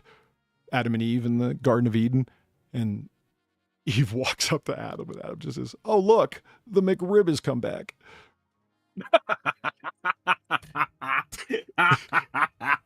And miffed Eve says, "Stop calling me that." Holy shit. Not my name. The McRib. Not what I'm called. Based misogynistic Adam. I never thought of that, but it's really fucking funny, man. I think there's a lot of comedy gold to be had. Dude. Seriously, if you've not thought of like, well, based is the wrong word to use. Yeah, it's not quite right. Adam, yeah, dude, watch the Lucifer Netflix series. Really? It happens. It actually happens. I've got the first season. Yeah. Yep. I got that and the unit. The unit. So, that rings a bell. So I've actually been forewarned that it's like, why are you going to watch it? I'm like, I heard some okay things, but basically Dennis Haysbert and my friend was like, oh, okay, take it lightly. And yeah, Dennis Haysbert's great in it, but it's pseudo law enforcement really looking like a military TAC team called the titular unit. And it's Dennis Haysbert not wanting to play the president anymore, wanting to play Jack Bauer. Right. Because in 24 he played the president, and I think he got sick of that, and he wanted to be Action Man. So I think it ran 4 seasons. It was reasonably successful, but what I got as a criticism out of it is it's too episodic. Everything resets to 0 at the end of every episode. They get in these weekly missions that it's kind of got a corny edge to it. It's a little G-rated considering the subject matter. And I'm like, oh, yeah. Okay. That's unfortunate, but yeah. There's a couple of things like that that I think you really have to watch and keep sort of light not necessarily light-hearted but light-minded about it. Like Burn Notice, right? Not the biggest fan of the show generally speaking. I like Bruce Campbell in it. Yeah. I can't say I I've like him ever in seen a most movie things. where I liked Bruce Campbell in it, but Really? I'm not a zombie film guy. That's fair enough. I gotta go watch the zombie films. I've seen Evil Dead. I've seen Evil Dead 2, but so long ago I might as well say I haven't seen them. Those type of Have you seen movies. Shaun of the Dead? Yes, but I was, I had already tied one on before somebody pressed play, so I was like loaded, man. And I wouldn't be You surprised. do need to have a couple of drinks in you, I think. Really? It's one of those movies. Yeah, it is. It's not that it's a bad movie. It's just it's designed to be British humor through an otherwise dark medium, and it's good. It's good for that. But yeah, if you're expecting Passion of the Christ level depth, that you're not going to find it. I'll tell you this, and maybe kind of this came to mind when you were describing it there. I simply didn't get Hot Fuzz the first time I saw it. That's entirely reasonable. I walked away a little angry, not like pissed off, punching holes in the wall, but I was really led up the garden path on the quality of that fucking movie. I had it misdescribed to me when I watched it again with a more realistic, man, when you go back, fuck, like, here's approach it like this. I'm like, oh, okay, wait, this movie's really cool. Actually. Okay. I misunderstood it. That's one thing I will say about Simon Pegg. He doesn't write beyond his limits very often. The budget for like Paul was obviously quite a bit bigger than say Hot Fuzz, I think. But he still knows what he's good at writing, and sticks to that, and that's a good thing. That's a good thing.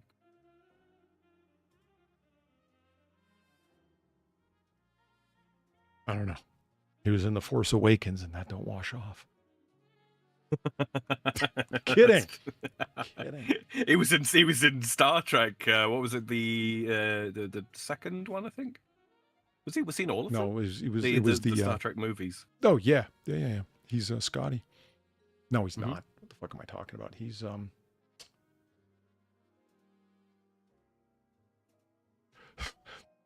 guy set on planet with little weird green dude. He's that guy.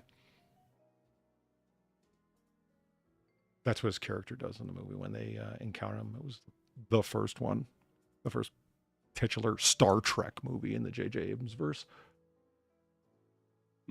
I think Simon Pegg personally gave himself the line because he's a super qualified writer, funny as hell.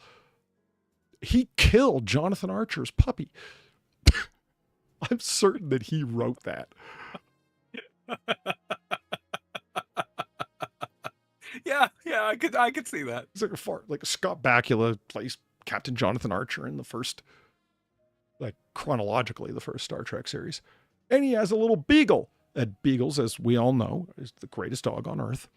They're just awesome. And he's got a beagle named Porthos. And this random comment. He's like, how did you get stationed here, the middle of nowhere, this obscure unknown planet, at this outpost that only has one person at it? What did you do? I transported Admiral Archer's prized pet beagle. It didn't rematerialize, and he was a little angry.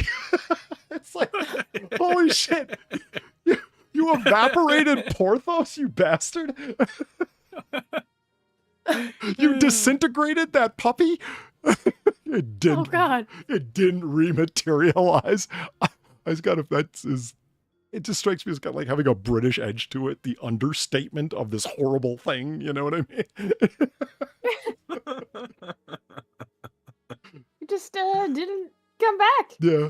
Yeah, just went to the farm. Right. So Went to the space farm. I got located out here in the middle of nowhere. Yeah. You kill the Admiral's beloved pet. That's going to happen to you.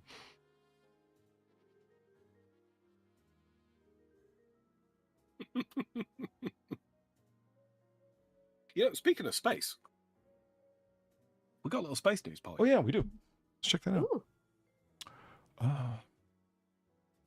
You're right. Oh. Or do you have are the Australia Borealis all lit up right now? I don't know. No, you didn't hear? Because the Aurora Borealis, that's like a whole bunch of space news is full of. The skies are full of plasma streamers. Fun, fun. You see, Far, our nearby star, that bright ball you might see in the sky from time to time, day moon. Yeah, the day moon. Mm-hmm. It lets out these things called the solar wind. Now, they're not really wind. They're highly energetic particles that collectively are referred to as plasma. Now, when they reach our atmosphere, not the air, magnetic field up there, those highly energetic particles rapidly slow down and lose energy states, and the energy is thus let off in various ways, including bright lights, which your phone can see, but your eyes can't. So take pictures. It's cool.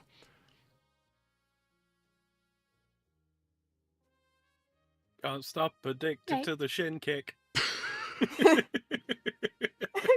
I really hate how good phones are at taking pictures of, colorful plasma shit in the sky, sunsets, stuff like that.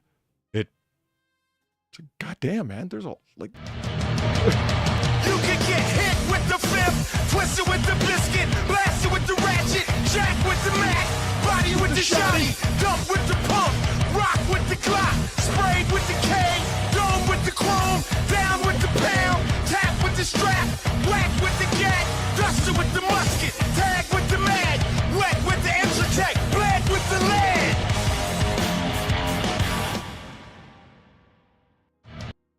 I thought about putting together all of the guns that are mentioned to that track, and I realized I'd have to buy an Intertech, like a Tech 9. And who wants to do that? Not I. I'd rather have a whole bunch of muskets that you see that Englishman get blown away with than.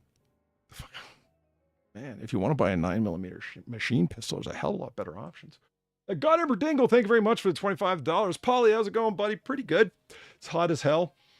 I'm severely sleep deprived, as anybody can tell from the nonsensical trains of thought that rarely end up being finished that I'm going off on tonight. I just got home from a long week, wanted to pop in and say cheers. Ooh, A10s. That is the correct reaction, yes. You have good taste.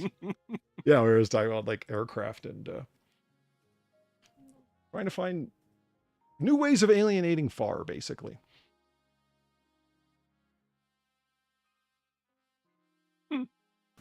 Whiskey and a whiskey. Just dead awkward silence. Son of a bitch. Yeah, I can't tell if being like around Far, other than having sore, battered, traumatized ankles, I'm gonna know when Far's giving me the silent treatment. Mine. I picture I'm gonna that Far's gonna like ninja my shins. I'm just gonna be like sitting there reading a book, and all of a sudden there's gonna be like a blonde blur comes running through the room and kicks me in the shin, keeps going. That's one of 7,000. Get ready, motherfucker! Like in the distance, is she? Death by 1,000 shin kicks. Yeah. My God, the blonde blur struck again. Is it just real? Was it Australian? Yeah. Yeah, it is. I have to explain what's going on to my friends. Giverly, thank you for the 450. Stick to Hot Fuzz. Paul is not your movie. Seth Rogen is in it. Oh, yeah. Yeah. Also, Is he? Army of Darkness is basically a satirical mix of Highlander and Romero zombies. Is this enough punctuation? Every word capitalized with a period, but one, and you should know, 2 spaces are to follow a period. 2.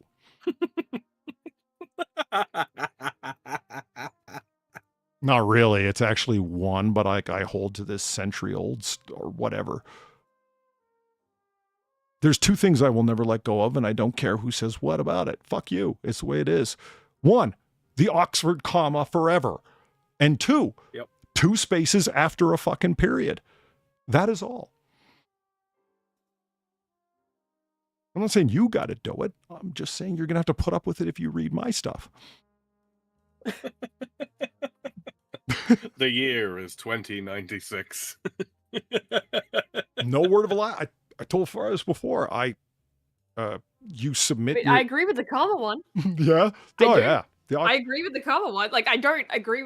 I don't really have a lot of things to say about grammar, honestly, because it's like grammar. What that? When it comes to me, anyway. But it's no. I agree with the comma one. I agree with that. That makes sense. You should do that. It makes it separate. Yeah, the rest of it I just don't really care enough. If you don't, when I read something and the Oxford comma's not there, it's for me glaringly not there. I don't know why it stands the hell out so much. It's just like, come on, it's a short list of things. It's with these two, but not with these two. To not include it seems arbitrary to me. And such few money is given his grammar opinion. I mean, it makes sort of a certain sense to me that sometimes in a list you might want to include two things together within the list, sort of juxtaposed almost as if they were a singular item, right? So if you don't use Oxford commas, there's you open up the potential to lose that capability within your listing. Yeah, I like to be specific. Grandma? Why is Far talking about grandma? Shut the fuck up. Her Nana really liked words, okay? Fuck. I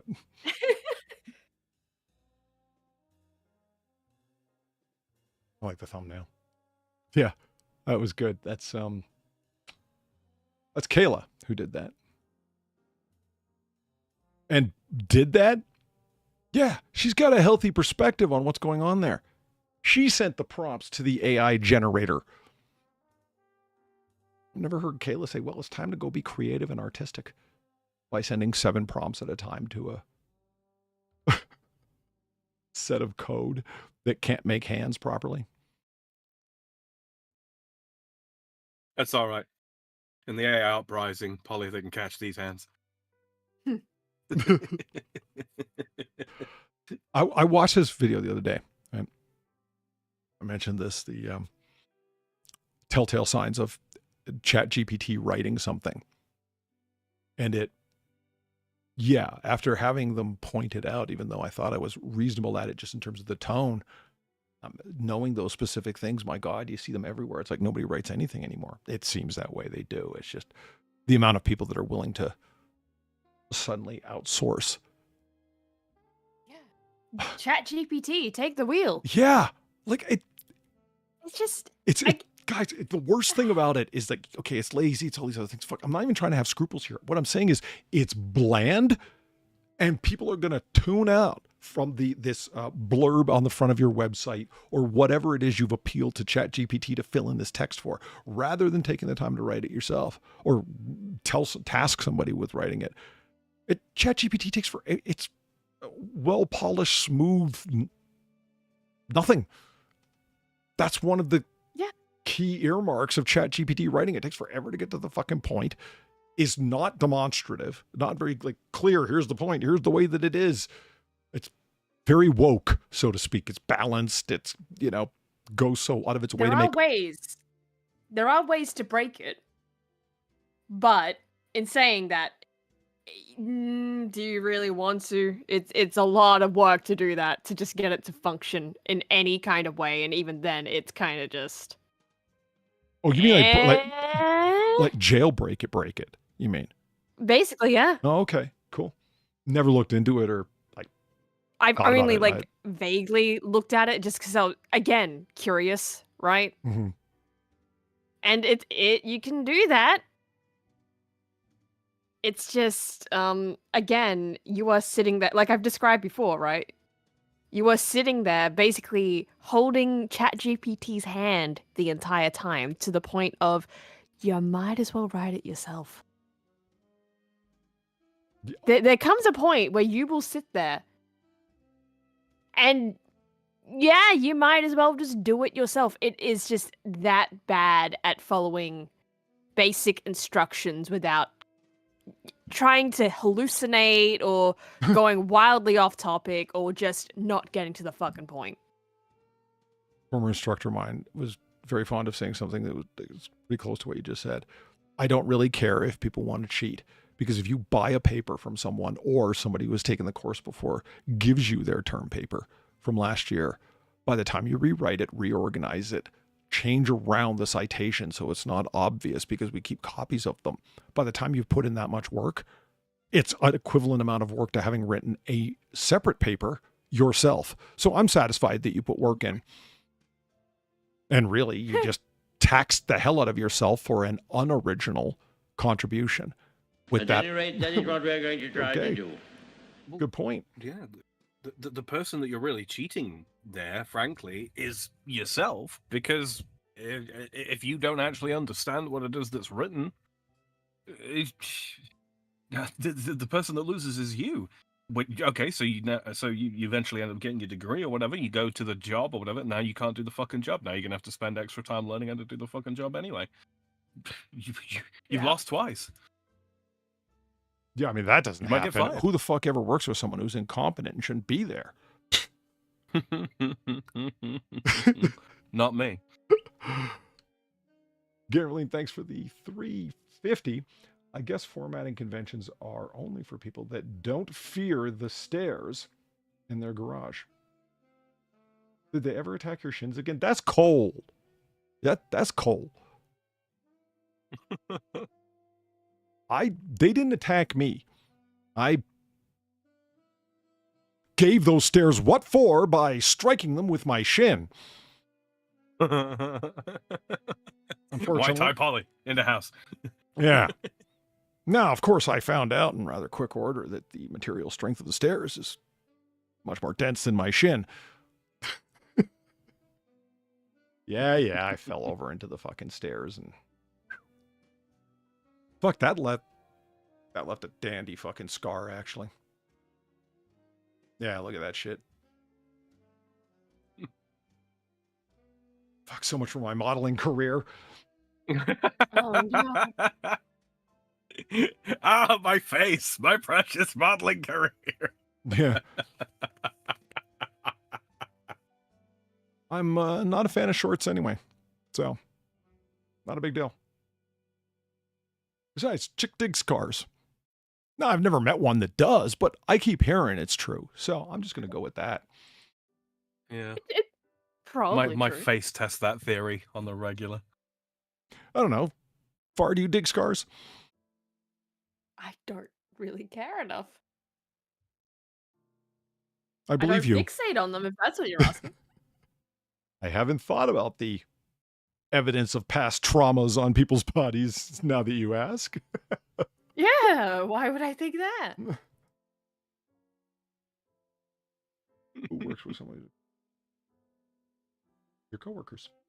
Hey, my coworkers think I'm a fucking gem. Yes, they're a big fan of Big Daddy Longstrokes. What? Yeah, they're a massive fan of Big Daddy Longstrokes. That's right. Oh, yeah.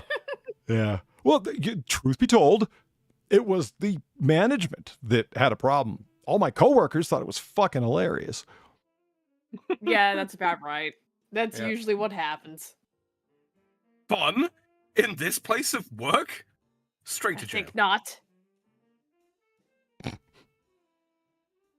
I remember that one girl kept saying, I mean, what the fuck was her problem? Sugar baked lovin'. Stop trying to understand it. It's funny. I was like, yeah, right? Like that. Yeah, sugar baked lovin'. Because, 3-4 times. What does that even EP mean? Title from the 70s. Don't worry about it. Yeah. It's like, that's not even a real food. What does that even mean? A real food? I don't What- know. You think about what you just said. God damn it. Sugar baked lovin' does not sound like a food. What the fuck? Well, consider the type of person whose thoughts would immediately jump to food in a situation like this, and that should tell you everything you need to know about management. Yeah. You know where my mind went? Like, as I'm just thinking about it, I'm like, yes, baked Alaska doesn't sound like food either. What's your point? Rocky Road doesn't Right. sound like food. Even better example, fucking Rocky Road. Yeah, You know what? Fair. let's have some Fair. tarmac. Come on. Moose tracks? Who the fuck wants to eat that? Me, because I know what it is. Like, yeah, it's not the best name, but it. Fuck, who is it? Oh, that's Weebo. That's her favorite ice cream.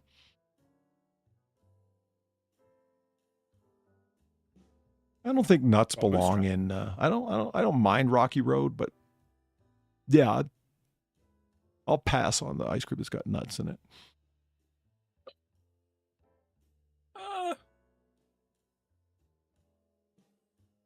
A plurality of nuts that don't seem to be there for any particular reason other than to say it's got nuts in. Sure.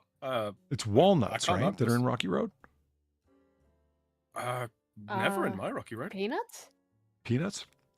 I thought Rocky Road was chocolate ice cream with walnuts and marshmallows. I mean, it, Watch, we're going to find out we got regional variations, and in the 3 places we live, they're not even related at all. They just have the name Rocky Road. It's like, what are you talking about, man? It's fruit flavored. What the hell?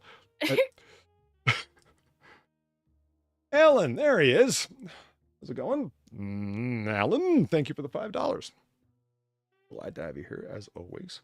Maybe you know what's in Rocky Road. We've apparently hit a... I mean, Rocky Road is a chocolate. More than an ice cream, really. I mean, it can be ice cream, but it's more of a chocolate. To me, Rocky Road is like chunks of slightly crunchy chocolate brownie with chunks of chocolate and occasionally those little marshmallows that you find. Wait, brownie? Brownie? I thought it was just marshmallows. No. Chocolate, marshmallows, maybe some nuts if you want them in there. Well, what do you mean if you want them in there? You wish them into existence? I've had had Rocky Road where there hasn't been. Oh, okay.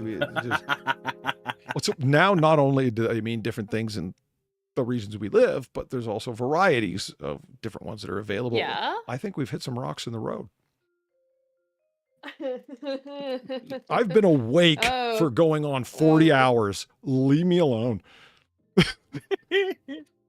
Get with Aline, thank you very much for the $5. She says, I already talked to Ammo Daddy today. An awkward day when I drove around MD and chased a deer while in Discord is finally a thing.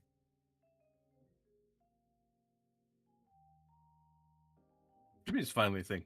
It was always a thing. You did the thing, Valine. I was there.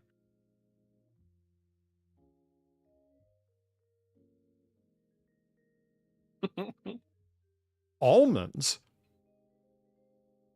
Rocky Road. Here we go. The solid answer is an American sitcom that was originally broadcast on the superstation WTBS. Fucking hell. That was the peak, or the first Wikipedia article that came up. Oh shit, look at all these various things that are called Rocky Road. Here, chat, you can look too. Man. Whoa.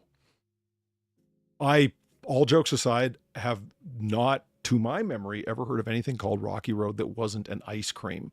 These kind of like bars and candies and confections. Yeah, no, they're good. No idea that these were even a thing. Yeah, man. They're real good.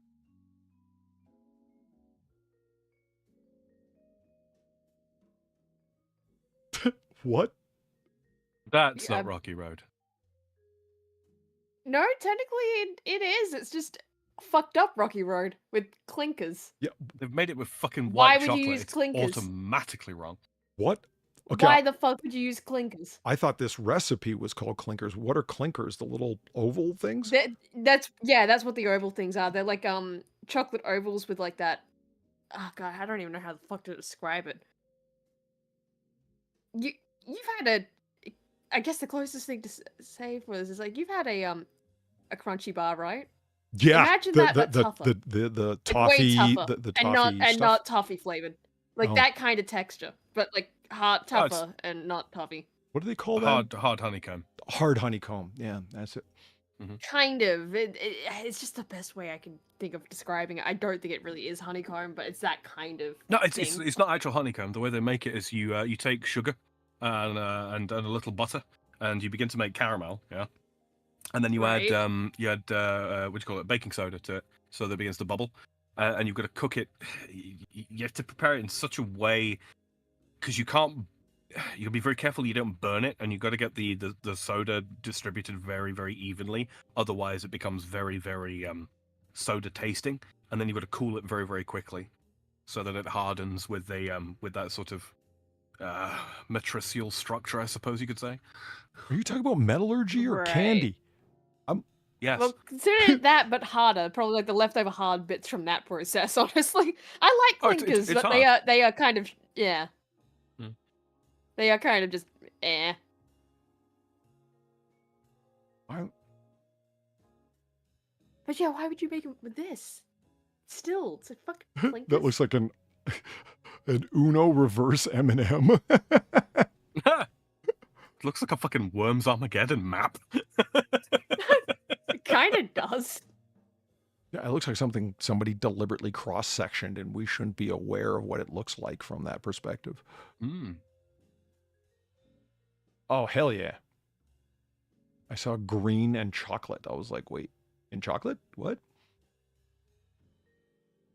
That looks like someone put fucking After Eight mints through like 5 quills. What's a, okay, I know what Looks After like a Eights are for Huel, sure. you What's a, know. oh, like Kules. Okay.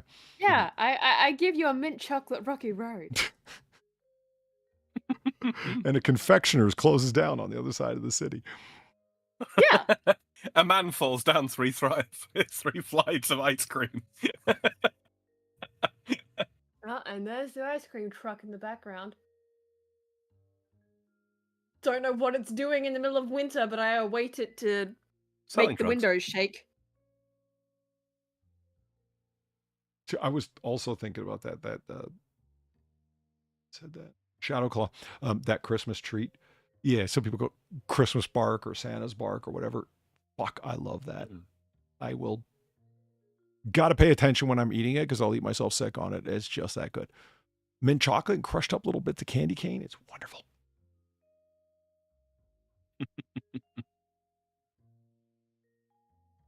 What has happened here? Dark chocolate. Look at that. Oh, it looks like it's rotting. Yeah, it looks like Oh, pemmican. That looks sinfully good. That does. Sam, it looks like No, jerky. it What do you doesn't. mean? Yeah, no, it doesn't Oh, look good no, at I all. think It's one of them- rotting I've- and has like mold on it. What are Okay, you look. talking about? If you've ever had chocolate that's that fucking dark, Yes, but not this. This looks terrible. What the fuck are you talking about?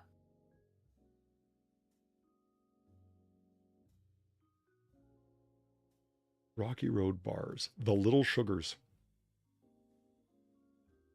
Yeah, this started up because, okay, for those of you who don't know, I'm going to start finishing thoughts instead of the discombobulated way that I've been starting thoughts and not finishing them. But hey, I'm kind of forgetting when and where I slept last. It's been that long. So yeah, I have an excuse. What the fuck Far and I were talking about is there was a sign-up sheet at a potluck kind of thing at work where they were pushing everybody to write their name down on the list in the staff room and what they were going to bring. So you didn't have 15 guys showing up with a bag of fucking barbecue potato chips and going, there, I contributed. and every woman called Amy or Karen showing up with the fucking potato salad. Yeah. Yeah. Yeah, or some kind of something suspended in Jell-O, Potato My salad. favorite. Mars bars in aspic. Yeah. Right? Delicious. So I was kind of reacting to, fuck off, leave me alone. I'm not showing up anyway. Like, what do you want me to do? Drive by and throw my fucking contribution out my window without stopping? I don't want to hang around you guys when I'm getting paid. You want me to show up like and volunteer my own free time to hang out? No. So anyway, I didn't say any of that. I just went up to the list. You need to go. So have you put your name on the list yet? No. And this was like the boss who told me this. So I was like the floor manager. I said to her, no, I haven't. Well, you should think up something and just go write it down right now. I look forward to hearing by the end of lunch what you've come up with. Oh, that's a not subtle threat. Thank you. I recognize a petulant ultimatum when I hear one. So I went and wrote on the list. In the name column, I wrote down Big Daddy Long Strokes, and I indicated I would be bringing sugar baked loving. And I damn near got myself fired, honestly. I thought it was funny as fuck. If it wasn't, it is funny. As I was at pains to tell her, look, if it wasn't in the staff room, I wouldn't have written that. I said, I don't think it's fair to what happens if somebody from the public read that? How?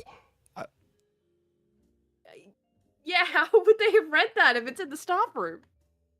What, they just accidentally wandered in there? She was just determined to be annoyed with you.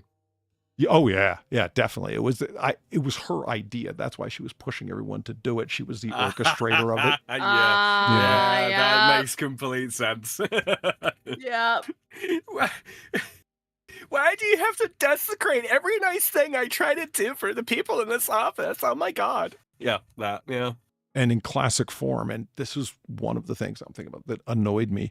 It's the thing that annoys me about politicians or hollow administrators. They have all the great ideas that require everybody else to do something. I bet the fucking truth. Right? Like there's where's your risk? Where's your commitment? Where's your investment? Any one of those things, even in small order, would go miles to solidifying your credibility. Because right now you just seem like a person who's positioned yourself at a bottleneck and are making a bunch of arbitrary decisions going, isn't this great? Like, not really. You're just kind of making everybody do stuff when they already have stuff to do. So yeah, Big Daddy Long Strokes. It was sexist too. I was told that. I'm like, yeah, hence why you were known as Big Daddy Long Strokes still for a long time in which server? Platties. Yeah. Or is it Sugar Baked Lovin'? It's Sugar Baked Lovin'. Yeah, yeah. Who doesn't love a Sugar Baked Lovin'? I mean, come on. Right.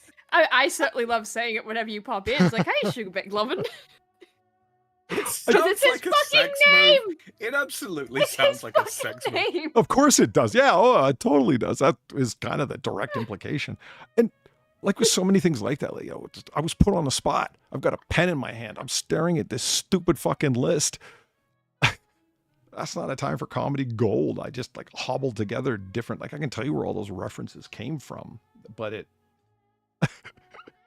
I mean, I understand completely because I've done something similar, right? When I was like still, getting government assistance money because I couldn't get a job. So they decided to send me to employment training, right? Mm-hmm, mm-hmm. That was fun. That was fun. School. Yes, yes, it is, Sam. It was not fun. But basically, you had to do a bit of a role play thing, right? Of like, oh yes, you answer the phone, and you are like, I don't even fucking remember what. And I guess I was the one that was answering the phone, right? And I just went, hello, this is Boople Snoop Pumpkin Patch. How can I help you?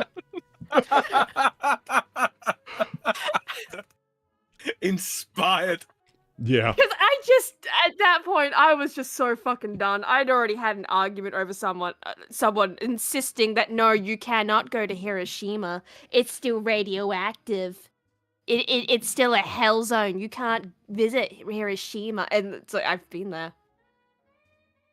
I've fucking been there. No, you can, in fact, visit Hiroshima. It's a whole, like, historic site where the bomb dropped. What the fuck are you talking about? Like, that's the level of people I'm talking about that went to that thing. It's weird when you experience that, isn't it? It was really fucking weird. There isn't really a desire, at least for me, to own the person. It's like, look, you have like irrefutable knowledge that you're in possession of, that this person is not just kind of wrong, but way the fuck wrong. You know Yes! what I mean? Yes! Like, that was the infuriating thing, is that she would not back the fuck down, even though I'm like, I've literally been there. I have seen the dome that is still standing there. I have walked around the ruins, right? Why is there a Because dome? you can totally do that. Fuck. Yeah, I Like think at the it's blast nearby. point center or something? Like, is that what you dome? Yeah, it's nearby. It's nearby. It was like some Oh. kind of, fuck, I forget what the building actually was, but it's, it was nearby, but it still stood, so they just kind of, kept it as like a, you know, historic memorial thing. It I forget the exact withstood thing, Fat but Man and Little Boy going off. It did. Fuck. But, my point is, though, right, you can totally still go visit this site. It is available to the public. Where the bombs dropped. Like, it is no longer just a nuclear hell zone, basically. Mhm. Or at least not so much so that, you know, they block it off to the public.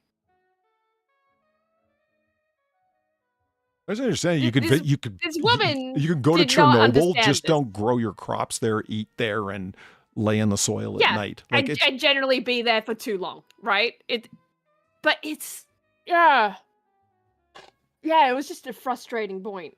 But that was the kind of people that were there, though. Not all of them were like that, but there were a lot of them like that, where it was just, oh my god, no.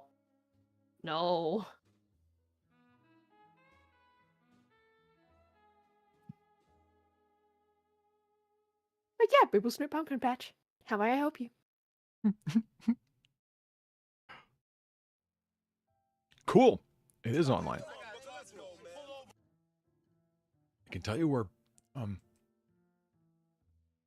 not Okay. where. Holy shit! You want to see what baby Giancarlo Esposito looks like? My God, what is he? 14 years old here? If you know that actor, you know who I mean. Giancarlo Esposito, great actor. This is just one of his first roles. So he was, what would be the biggest, highest profile role? He was in The Mandalorian. There you go. I found you the dome. You found me a dime? The dome. Oh, the dome. So many things. But Mike. Thought most airburst nukes don't actually leave behind radiation to begin. I don't really know a lot, to be honest. I just know you can walk there. It's not that bad. It's just yeah. Fine. It's just okay. fine. You're not going to kill yourself through normal means. You might get hypothermia, like I almost did, because I'm an idiot. But, you know, you're not going to die from radiation. Just from being Yeah, an idiot. You'll die from employment in Japan. It's really depressing. Yes. I thought you had particular circulation problems where, like, steady risk of hypothermia was a constant companion of yours. I mean, not particularly that bad. I just get cold hands and feet. It's just I didn't dress properly for it. Oh. That's all that really happened there. So it's just, yeah, by the end of my visit to Hiroshima, you know, I was very cold. I was very, very cold. Which is kind of ironic when you think about it. Yeah, just a little. Yeah. That's funny. See, a lesser person would have let me have both barrels there, Sam. No, I just wear socks. Hypothermia. What the fuck are you talking about?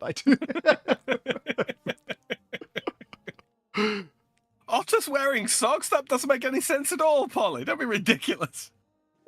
Like, wear socks. They don't need to be in the water. They're just good at it.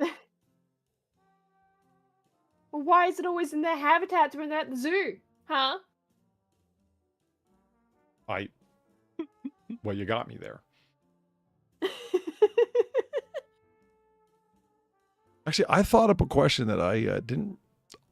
The answer is actually both. It's kind of complex. Do aquatic mammals that are at sea, like sea otters as compared to river otters, do they need salt water? Or that's just where they happen to live and thrive? But because they're mammals, no, they don't have the same kind of relationship and association and requirement for the sodium, etc. Like that's not, I mean, first of all, they're warm-blooded and all the things that go along with that. No, it's not a problem. It depends on the mammal, actually. Some of them, yeah, if you put them in fresh water, just don't. That'll be cruel and you'll kill them. Where others, no, they'll be fine. They just happen to find fertile hunting and hunting grounds and habitat in general in salt water, so they stay there. Kind of cool. When you say mammals, are you talking about things more along the lines of? Oh, are you including stuff like dolphins in there, presumably? Yeah, all the aquatic all the aquatic mammals. Mm-hmm. So from specifically the ones that can't live outside of water. I was actually thinking more of what came to mind because otters is what made me think to begin with, right? Is the ones that can live outside of water, but like sea otters spend most of their time swimming. They rarely ever come out of the water. Whereas like river otters, oh yeah, they on occasion go for a float.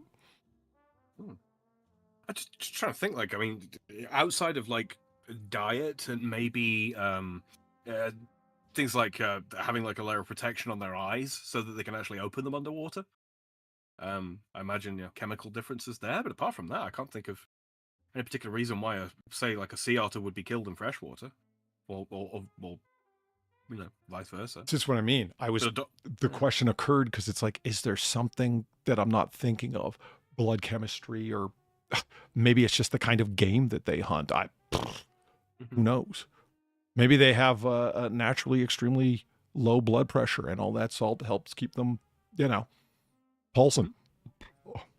It's stuff like, the whales don't do well in shallow water, that makes complete sense, right? Because they ground out? Ground out, need a certain, maybe they need, apart from occasionally coming up to breathe out and then back in again, maybe they need the pressure of being below a certain depth or something like that to help with like cardiac I never even thought of like that with whales. As large as they are and as slow as their heart rates are, I never even thought about pressure playing a role in that. I mean, they go deep enough where it probably does or must or whatever the fuck, but yeah. I mean, consider, you and me, Polly. We go up. We were to go up into the Himalayas and try and live there for a while. We'd have a really fucking hard time. And yet there are human beings that can go up and down the Himalayas all day, every day. They're absolutely fine. Yeah, and I tried to pay one of them to come back with me. I was accused of human trafficking. I'm like, no, they want to. You'll never meet a Sherpa businessman than Polly. Like, it's right there in their name. Sherpa means one who likes to serve. I mean, I made that up, but it sounded believable. See, look, that guy got old, man. Yeah, you're right. Breaking Bad is probably his most notorious, well-known character. Certainly the one he's been memed the most for. Yeah. Yeah, no sign that he was going to have as long and cool and varied of a career as he did. So this is from 1986 or 7. I'm going to say 1987's School Days. It is very interesting haircut. Yeah? Incredibly interesting haircut. It's got, you're right, big part in the middle that's actually shaved, it's not just parted. And then he combs to both sides. Why? Go through this? Because he's the head of his fraternity. He's trying to be as distinct as he possibly can in every way because they are, quote, men of distinction. They're fucking nuts. They've got their Greek letters branded on them in multiple locations. They brand everybody who joins their fraternity. It's the closest thing you'd be able to compare it to if you don't know what Greek's life Greek life is like at an American campus. It's like a cult. And he is the head of the Kappa Phi Kappas on the particularly fictional campus that this film takes place at. It's a Spike Lee film. It's his second film, and I love it so much. It's a great example of a filmmaker not having been in the industry long enough to know to know what you're not supposed to do. It's everything. The movie. It's like, what kind of movie is School Days? It's a docudrama musical think piece comedy. It's everything. Like I said, is the guy just came out of film school and he just went full retard. The saving grace for the film is that it's intended as a dirty laundry film. So when you're telling on yourself, you end up writing pretty honest material because you're telling on yourself. Like embarrassing things about your culture, your demographic, or your gender, whatever it might be, right? That's what I mean by dirty laundry film. This is Spike Lee talking about some of the ugly shit that goes on historically black universities, university and college campuses. So it also spurns on and creates great loyalty from those who go there. So there's good and there's bad, but holy shit, there's a lot of weird bad, man. And great dirty laundry film. And Giancarlo Esposito is the head of the fraternity, like typifies some of the fucking craziness that happens in terms of pledging to join a fraternity and the shit that they put you through and the lifelong grudge that they give you for seemingly no fucking reason. It's absolutely sadistic at points. And then for no reason, everybody breaks out into choreographed dance and song in this movie. It's fucking great.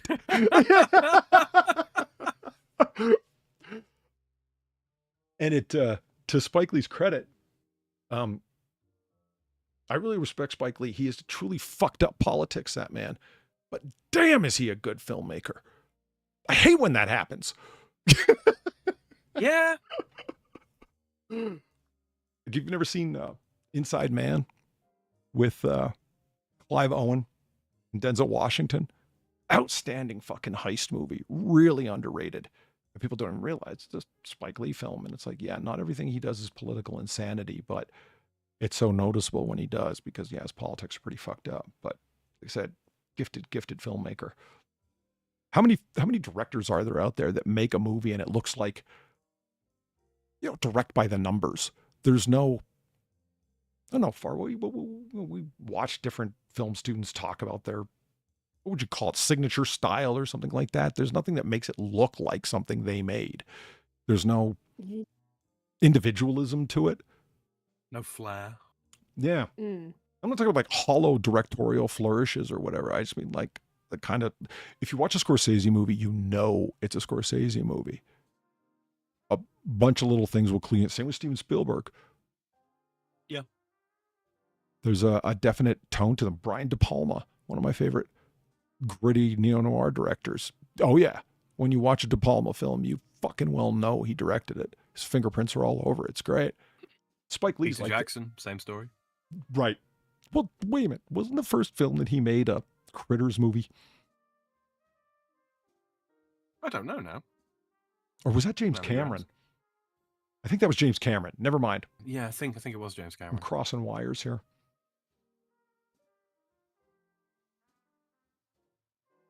Do not box me in. The Spike Lee has a very particular style of directing, and it's if you're not watching some of his political films that are looking to make some kind of half-ass point that he doesn't need to make, frankly. He's a really gifted director. This movie, anyway, to its credit, is the first time that any director ever decided to put what's called stomp or step dancing into a movie. So people see it and they're like, what the fuck are these guys doing?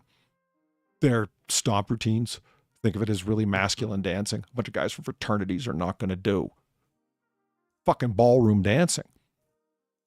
Now, here's where they're wrong. Oh, really? I was expecting a fucking 3.5 minute ballet performance. Well, see, that's just it. Ballet, no. But let it be known. Tango is manly as fuck. I don't know. Those West Latins came up with it, Polly. Let me tell you something, Sam. You grab a woman, give her a twirl, walk face to face to the other end, and dip her with no hesitation. You ask her if she was dipped by a man. She'll know. Baby, I need to dance to do that.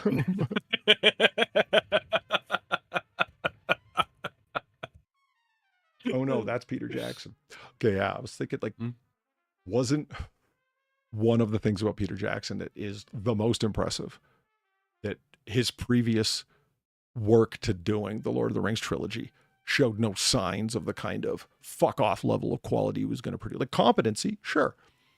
But something like the Lord of the Rings trilogy, no, there was no sign of that. That's like fucking cool that they put him at the helm of it, right? Could have, it could have been far worse.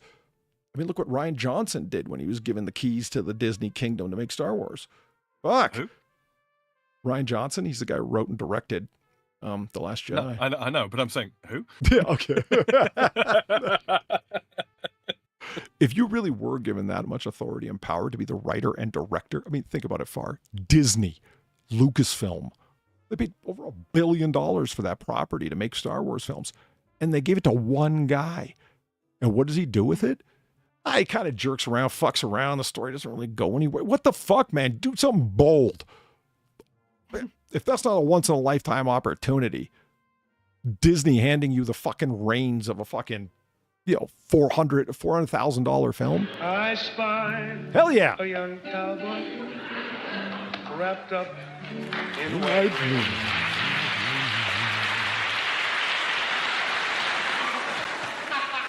Shucks, I wouldn't put it on unless I was good at it.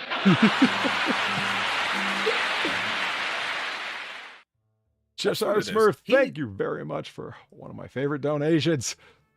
$9.50. Sammy showing his gun skills. See, that's what Rian Johnson needed to do, Polly. Spin a gun? That's the mantra he should have had. He shouldn't have put it on unless he was good at it. Yeah. I think I could say that, like, why didn't you make some bold moves? I don't think Rian Johnson was really there to write and direct the movie. I think he was there to be a creature and amalgamator of the studio notes that were coming down to him. Yeah. He wasn't making a film. He was the nexus of quasi-consensus. It's a Democrat president. Yeah. Anyway, sorry. Like, he was a hollow avatar for a bunch of fucking executives that thought they were fucking creative. That was the most direct way I could think to say it. It's like, no. What did Churchill Babble say? That sorry? He said, "Is there a specific type of medical adhesive bandaging tape that you would recommend for its usefulness, or is duct tape still the preferred choice?" Duct tape has the one thing over any kind of med tape that I've yet to come across. Like, honestly, I sound like a joke, but it's not. You could tear it with your hands. You don't even have to bite it. Just ripping crosswise, and you can do it with one hand. Try doing that with med tape. Yeah, it's meant to tear because it's fabric, but it won't tear like the lattice threads that run through duct tape will. And duct tape is waterproof, or only some, water resistant, whereas only some med tapes are water resistant like that. When I say water, read blood. Yeah. And if you are changing your dressings as often as you should be, which is a lot more than people think, you do want your bandage to hold everything in. If it's porous enough to allow blood to leak out, that means it's porous enough to not be an effective barrier against infection. Well, yeah. Which you'd think would be common sense. But... Well, yeah, I remember that being pointed out to me, and I was like, oh yeah, I better not sound too surprised by that. I think I should have known that already. Yeah. And the beautiful part about duct tape or any med tape, you can wrap it around a crushed piece of cardboard and have you don't need to have a roll of it in your first aid kit or in your car or whatever the fuck. You can have a flat roll of it It needn't actually be a bulky cylinder of tape. You can just have enough to get like a few things done, and that's it. Oh, that's cool. And that's why you'll never see duct tape in first aid kits, because then people will realize, oh my God, you mean they've been overcharging us for a specialty item this whole time? Yes.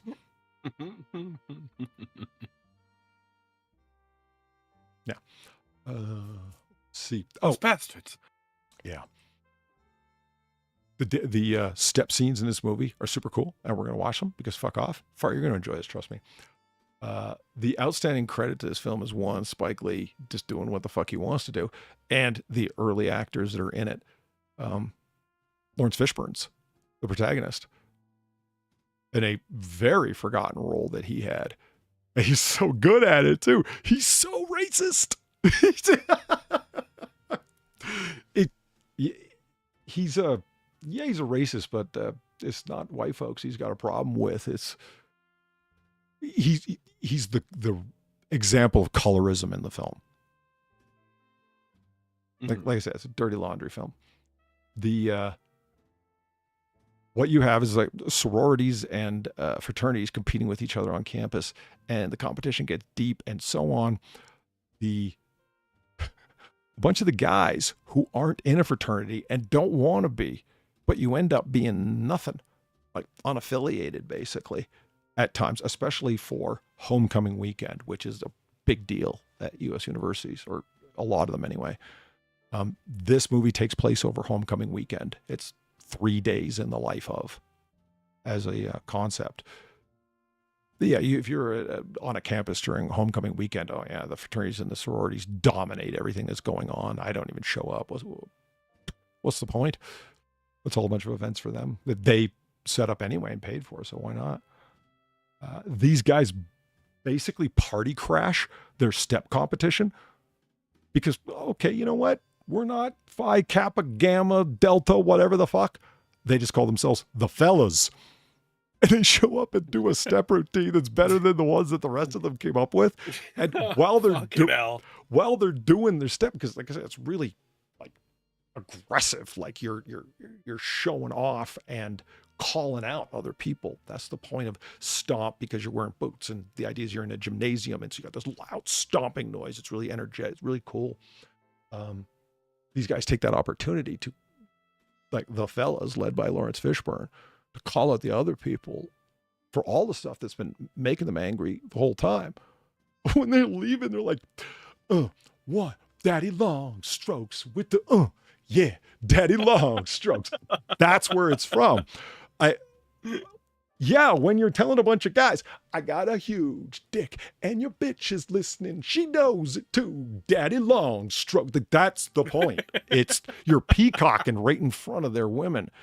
You kind of have to just sit there and let them do it. And it's angering. It's when they start calling them fags that shit gets real deep. They have this, when I say get, you say up, get, call back and forth, that kind of relationship you have with an audience. Yeah. That's part of step and stomp. And they're like, are they cool? No. What are they? Fags. Are they cool? No. What are they? Fags. I mean, can you imagine having to sit there and but yeah. There's a reason a fight breaks out. Anyway, let's, the first guys to perform are an actual fraternity, and you can tell by the quality of their choreography. Everybody else, they're the actors. Oh. Introduce all Black Greeks, the men of distinction, the brothers of Alpha Phi Alpha Fraternity Incorporated.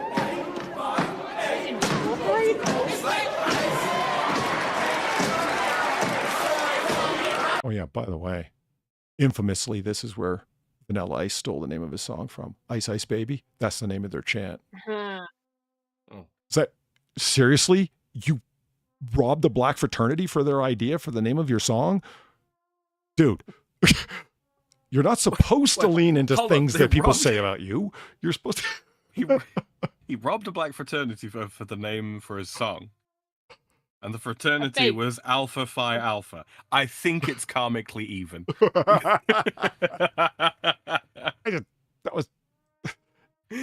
It's tough to not realize that, I am so sick of hearing, oh, everyone's a culture vulture. Everybody robs a black folks. It's like, okay, most of that's imagined. It's like, oh yeah. And then there's Vanilla Ice. And it's like, holy shit, really? Vanilla Ice ends up being the actual culture vulture? My God, man. Like to be fair, he's like pretty much the first white guy in the modern rap scene, right? Or the first sort of mainstream white guy in the modern rap scene. I mean, I guess, but not really. Beastie Boys? Come on. I suppose. They predate Vanilla Ice for like 10 fucking years. And they weren't corny as fuck, to their credit. There's an idea. You don't want to be mocked for the rest of your life. Don't be a fool. All right, here we go. Introducing the first of all black Greeks, the men of distinction, the brothers of Alpha Phi Alpha Fraternity Incorporated. So much bravado in it. It's crazy.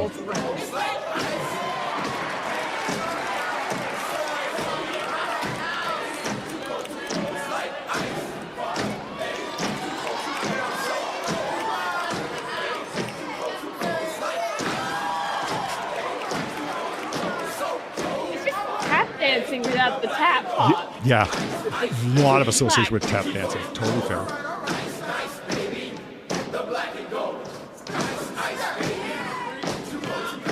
Yeah, it's like really aggressive tap. Yeah. Just without the black and bits at the bottom of the shoes.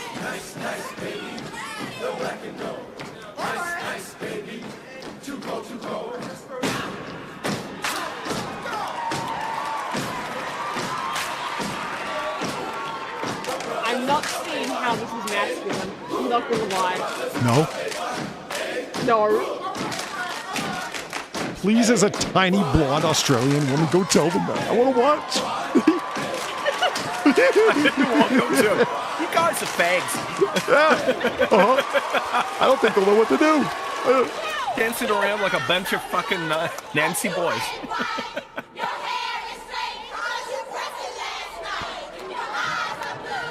So that I forgot about this. Fucking, Oh, it's wow. all day long. They come up with chants to insult each other with, and it gets so deep so fast. Like, it's tough to get into certain fraternities if you're too dark skinned. They're just not going to accept you. It's like, oh well, you're too light skinned. Oh well, you're pretty much white. You don't belong here with us. Fuck, gets ugly fast, right? They're chanting at the girls that are all in the light skinned sorority. Your eyes are blue. But you ain't white. Your hair is straight because you pressed it last night. Damn. Yeah. What the fuck? It's okay because the chant that they had worked out like minutes before back at them is to call them jigaboos and say they belong in a zoo because they look like a monkey. Holy shit, hold on. We found it. What? This is the competitive racism. Competitive yes, racism. It is. Yes, it is. Compared to the casual racism that everybody engages, this is the competitive. This is ranked competitive racism. They are handing out scores. It's true. There you go. Thank you, Spike Lee, for answering this question. Yeah, I just remembered that the reason that the fight breaks out is on film, and it's a scuffle, not a fight. You know, Yeah. a whole bunch of people. Car. It's a giant pushing match. Maybe somebody got scratched. Maybe a punch was actually thrown, but it was a giant scuffle. Why happened? But tempers flared. Why? There were a bunch of actors. Spike Lee was wow, dude. Again, fresh filmmaker just out of school. I've got these ideas. So he takes all of the fraternity members that are part of the light-skinned from wealthy backgrounds, sorority members, and he puts them up in the hotel. All of the dark-skinned sorority and fraternity members, he puts them at the Motel 6 down the road and tells them to find their own way to the set. Oh shit! He's doing sociological Oh, shit. experiments with them. He did an actual systemic racism. Yeah, like, and it was too. It's like, you guys are actors. Some of you have been to college, some of you haven't. He just got out of college. He went to film school and then also did a 4-year degree at Spelman, historically black college in Georgia.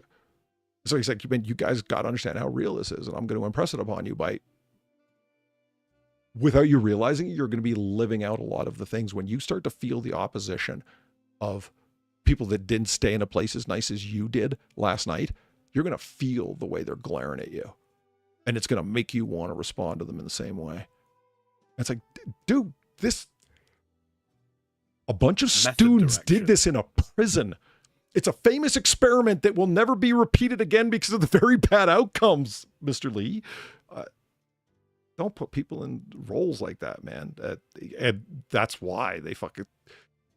The guys that were staying and sleeping in far better conditions than they were, but they're all getting paid the same amount to be there, right? So you feel the injustice of that. And now those very same guys in front of everybody on film are calling you fags over and over and over again. And hey, guess what? A pushing match started. Shocking. Anyway.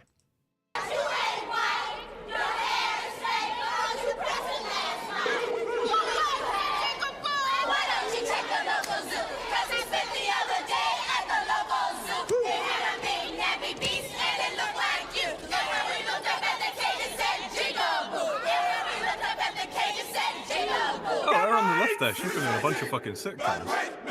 Black sitcoms. Yeah, that's can't remember her name now.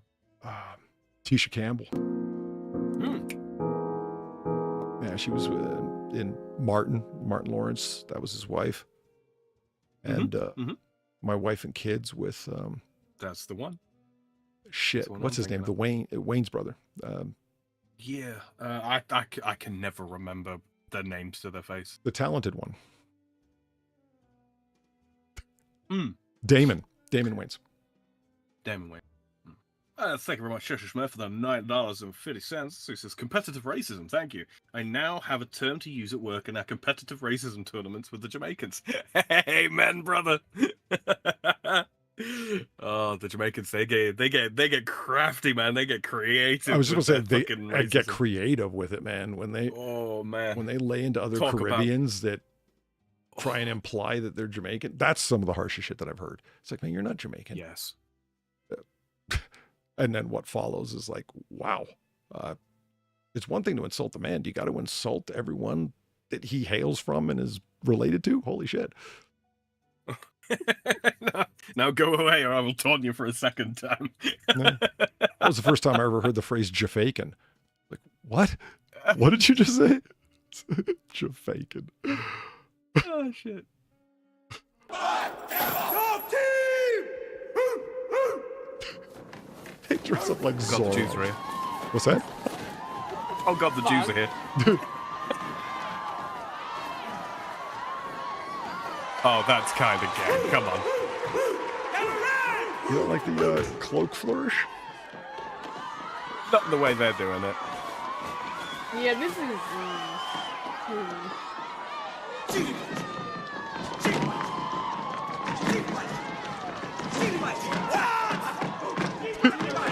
That's their hot move. This is not helping. I mean, at least it's rhythmic. Yeah, but this... Wow. Little human centipede. Yeah, okay, No. this is a little homosexual.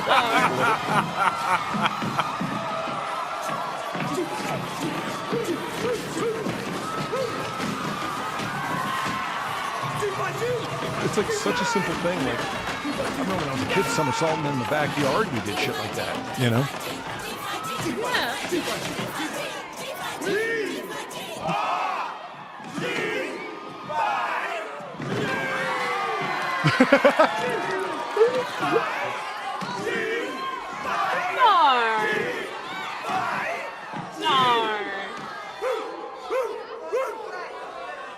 I can't connect all this behavior to anything but cults because I don't know anywhere else where there's small groups of deep loyalty that results in bizarre behavior like that.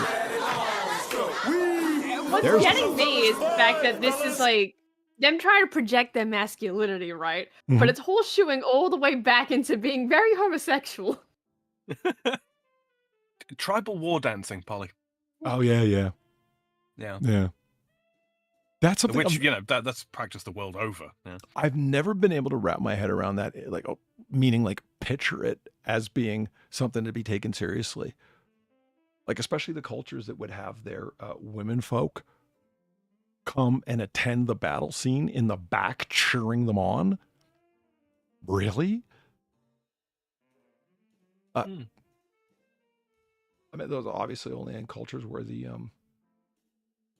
battles are small scale enough, and they're honorific cultures where, you know, those kind of things are going to happen. Like where personal honor matters enough, where you're going to fight for the honor and on behalf of the entire army that's shown up.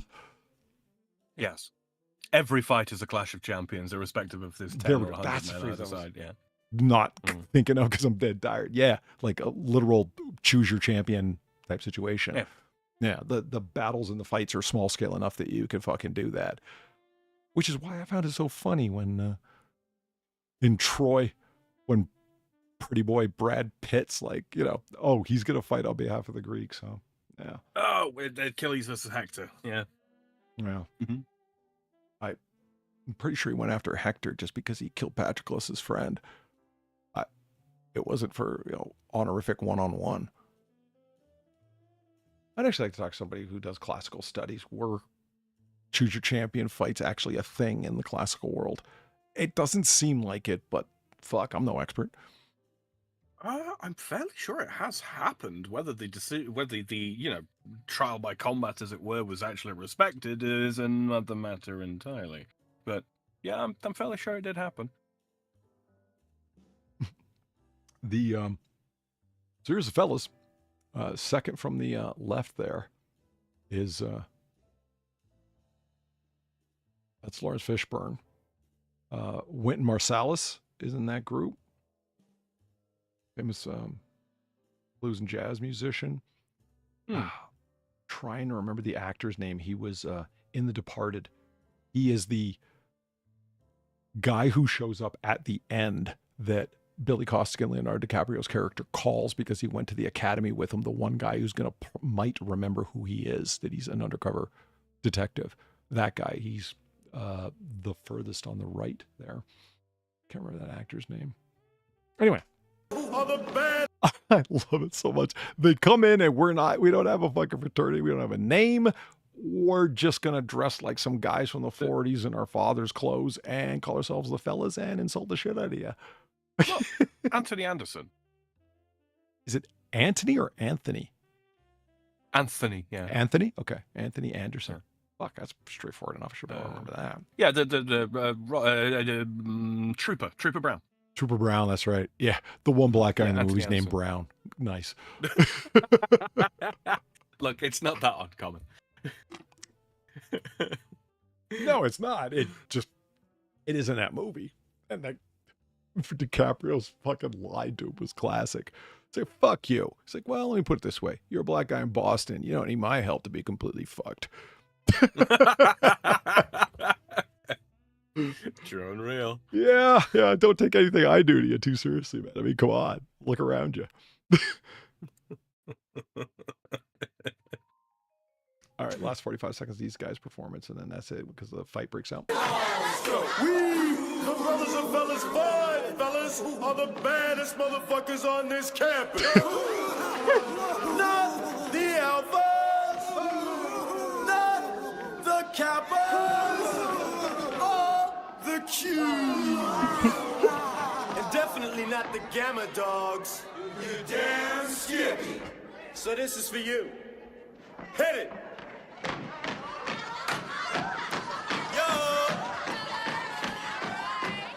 Full of punks in the yard, yes.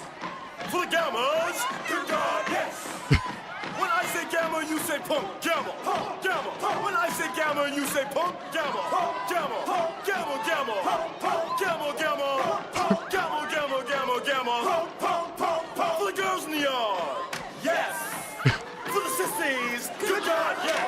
I say gamma, you say fag. Gamma, gamma. Oh my God, there it is. Gamma, gamma, gamma, gamma, gamma, gamma, gamma, gamma, gamma, gamma. Get back, or we'll kick your gamma ass. Just get back, or we'll kick your gamma ass. Not even bothering to do step. I love it. Or we'll kick your gamma ass. Let's get out of here, fellas. Here we go. Woo, woo, daddy long stroke. You can't smoke it. Woo, daddy long stroke. You can't toke it. Woo, daddy long stroke. Woo, 8 inches, come on, easy.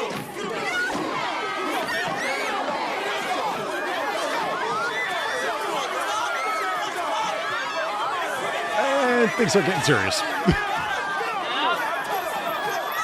And it's a bench clearing brawl. Yay! Yeah, that's what. Cut it there. But why did be Spike fair, keep I- filming? Man, he kind of To be orchestrated fair, I do it. think that they did give the most masculine performance of them all. That's not saying much. The bar was on the floor. 100%. But Yeah. I mean, they were just there to say what they thought with no fucking apologies and no flourish. You know, it was just. I love that line too. For the girls in the yard, yes. For the sissies too. Good God, yes. It's like, wow, that wouldn't fly today.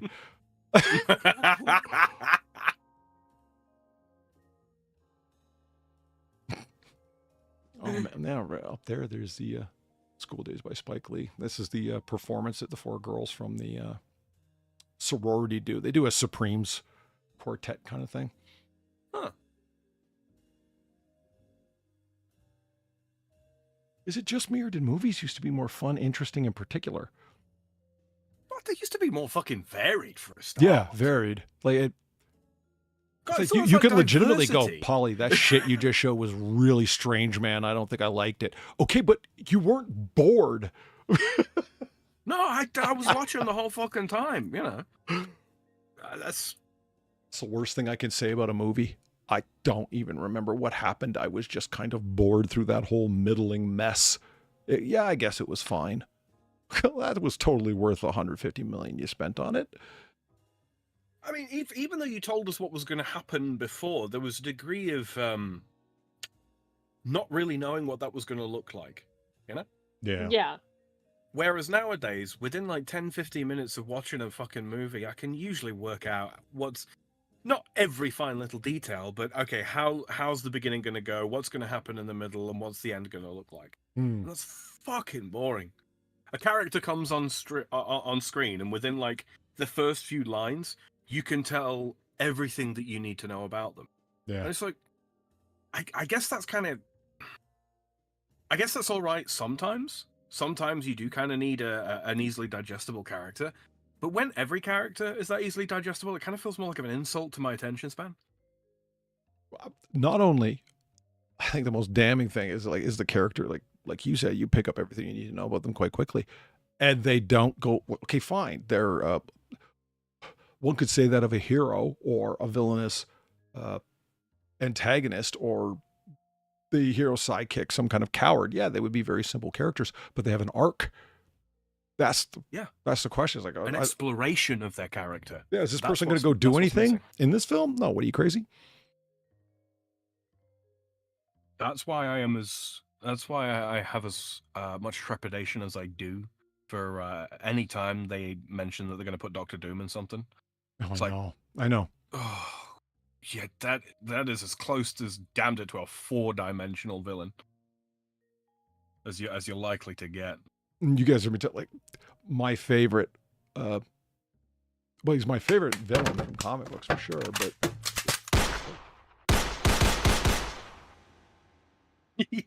Been a minute.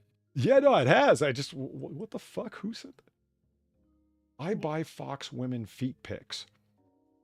You see what I mean? Like, what the fuck? Who said? Thank you for the $7 and the handgun hambone. I buy Fox women feet pic. Feet pic.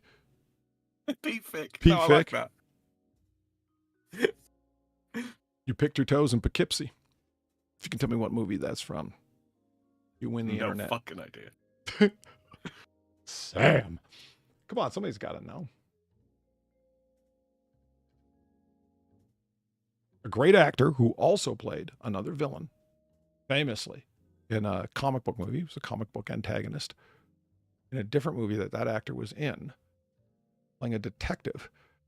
He kept fucking with the head, trying to rattle the cage of a suspect by saying, "You picked your feet in Poughkeepsie, didn't you?" Because it's an insane thing to accuse somebody of. That doesn't even make fucking sense. Yeah, that's kind of the fucking point. It's always, and Mort, if you look it up online, I'm going to be very disappointed in you, sir. I just realized I gave all the information necessary to find out immediately what it is. What? I only got a piece of, what was that came up? Points are back, bitches, for me. Yeah. I can play it again. Okay. Chat, is this Prime Minister serious?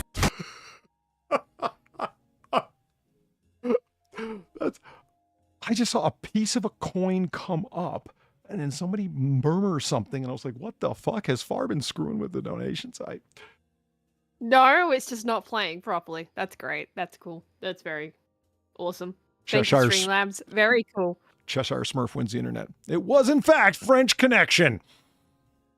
Oh, well, that explains why. What? Thank you, Alphabetti Spaghetti, for the $2. They didn't say anything, but that's fine. I've never watched the French Connection, Polly. Oh, okay. Well, what the fuck, man?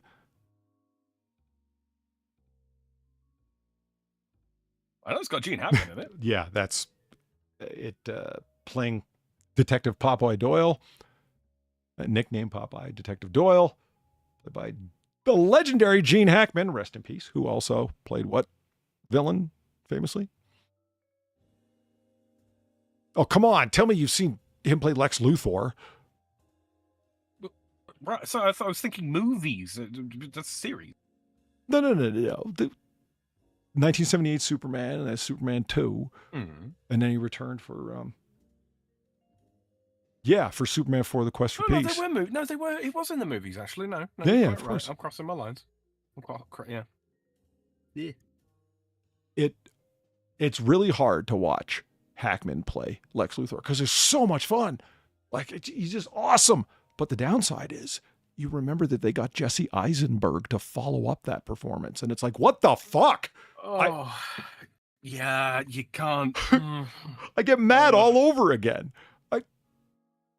I don't see. The thing is, I don't know whether that was poor casting or simply poor direction. I don't know. Even if it was poor casting, the director let him get away with what he did. So therefore, that's just what I'm saying. Yeah, bad direction, no matter what. That was not the best idea. I get it. Like, you wanted Lex Luthor as a tech bro. I don't. Yeah. Okay. Interesting it's notion to update the character, but yeah. I think you should have. But that's the type of thing that would come up in a late night wrangling dorm conversation. Not something you should follow through on a $300 million film. I am very concerned these days whenever there's any mention of sort of updating characters for more modern settings and all that kind of thing. I don't want the gay Superman arc. I'm not fucking interested in it. It's boring. Pink Kryptonite's real, bro. It's canon. Yeah, well, they can shove it up their asses. Well, they probably would. Probably should have thought that one through. Within minutes of exposure, he was already hitting on Jimmy Olsen. Just big kryptonite. Yeah. They're putting chemicals in the kryptonite and it's turning the freaking Kryptonians gay. Like, it not only turned him gay, but he immediately went after the twink. Fuck. Well, yeah, I mean, it wasn't completely affecting him. You know, he didn't want a manly man. His way of hitting on him was to start talking about how his window treatments at his house were simply to die for. That is really gay. You want to know one of the things that gets me, right? When you think about, like, like gay, right? Okay, what does gay actually mean? Homosexual. So men that are attracted to men. And yet all, like, the gayest things are all really, for want of a better word, girly. Kind of doesn't really make sense, does it? I'm sorry. You would think I that was the reading more chat there at gay the same something time. is, the Huh? Superman would end up being effeminate, girly. Okay, all right. yeah, you would think that like the more gay something is, the more enrobed in masculinity you would want it to be. Right? You would think so, but apparently not. And and the same is true on the other side of the field. The more lesbian something is, it seems to become more and more butch, and it's like, what the fuck are we doing? What do we mean by this anymore? What do we mean? I think Cheshire is right that Gene Hackman did it as a lark. I think he took it seriously. The guy's a fucking professional every time. But yeah, he took chances that were just plain old fun. I defy anyone to watch Superman 78 and not laugh your ass off every time Mr. Smoker, when he's yelling at his assistant. It's fucking hilarious. Like his interactions with Otis, yeah, damn funny. I think it's possible to take the job seriously and the character lightheartedly. I think that's absolutely something possible to do. Johnny Depp with Jack Sparrow, for example. Oh, good example. Yeah, Yeah. He showed up. He was prepared. He had his lines memorized, and he played them fucking off the wall, and it was great. Yeah, I hear you. Yeah. That's a good point. Orlando Bloom couldn't play Jack Sparrow. Couldn't do it. Not by himself. Because in chat they're talking about like is that movie like if one thing that I hear Batman v Superman criticized for is being overly serious, that it takes itself too seriously, the film and the filmmakers. Whiskey and a whiskey. Son of a bitch. Fuck, I've never heard that Of piano loop confidence. as like an intro to a Judgy Pacino. I think it could work. We That might sounded have like to a do that. lead in because they just kind of overlapped in that Yeah. way. That was wild. Maybe I should extend the piece a little bit just to give it a little more room for Pacino to come in with the son of a bitch. No. I think we could make that work. Anyway, that's behind the curtain. Thank you very much for the French connection for the $5. It's always fanboys, not to be mistaken for Slovenians who are just always drunk fanboys. True and real. I'm thinking about, you know what? The scene that sticks out for me, that's the most fucked up with Jesse Eisenberg, is okay, it's not like it's horribly irredeemable or something like that. When he's playing this weird, eccentric guy who takes his mission that he's assigned himself deadly seriously, there's some interesting things going on there. I still don't think I think others could have done better, but it's interesting. When he's talking to the senator and trying to impress upon her the danger of these spacemen. Senator, you're captivated by somebody who can fly, and you don't realize he could kill all of us without even meaning to. You're supposed to be in a leadership position, and you're functioning as a cheerleader for an alien who's pretending to be one of us. He takes this deadly seriously, this mission he's on to expose the danger of these accepts and powerful superheroes. Basically, they don't use that word. Except this painting that you see here, Senator, he starts getting all metaphorical and poetical. It's about the fall from grace, Satan's fall. I didn't realize that for years and years, I had the painting upside down. It's so abstract that I didn't clue in. My father gifted it to me. And the whole time I had hell, like I had it upside down, so hell was like upward. But I've come to realize that there was some truth in that. Our damnation really is going to come from the sky, isn't it? Like, you know what? Handled by a better actor, that could have been a fucking haunting line delivery. You know what I mean? Yeah. The elements are there to make it work. But this is the same guy who force-fed a fucking elected official Jolly Ranchers in a creepy fucking way, like he was having some sexcapade with them. Remember? I do. He didn't quite nail the sort of the... He lent a little too much towards the wacky, eccentric, almost Joker-esque villain sort of side of it, but couldn't contrast that with the dark, almost sterile element that you kind of need with Lex Luthor. Yeah. I'd rather see Like Lex Fassbender could do Luthor the dark as side. a less extroverted version of what Kevin Spacey did. The people in chat are talking about when Superman Returns. Kevin Spacey kind of he played a bolsterer, basically. Kevin Spacey, he was fine watching him. There was nothing wrong with it exactly. It just wasn't a favorite of mine. It's a schemer, a planner, a chess player. Like, you've got a skinny nerd that through hedge fund management and writing a few bits of highly successful code, he's become a major source of influence, but he's still an insecure nerd who weighs all of 90 pounds soaking wet with boots on. This is not the kind of guy who's going to randomly go confront fucking people. He's going to attempt to manipulate, He's going to put them in a position where they're unable to do anything in a confrontation. I mean, isn't that what he spends all of his time doing? Using his big tech brain to manipulate Kryptonian technology to his advantage? Well, yeah. Bar knows what I'm talking about.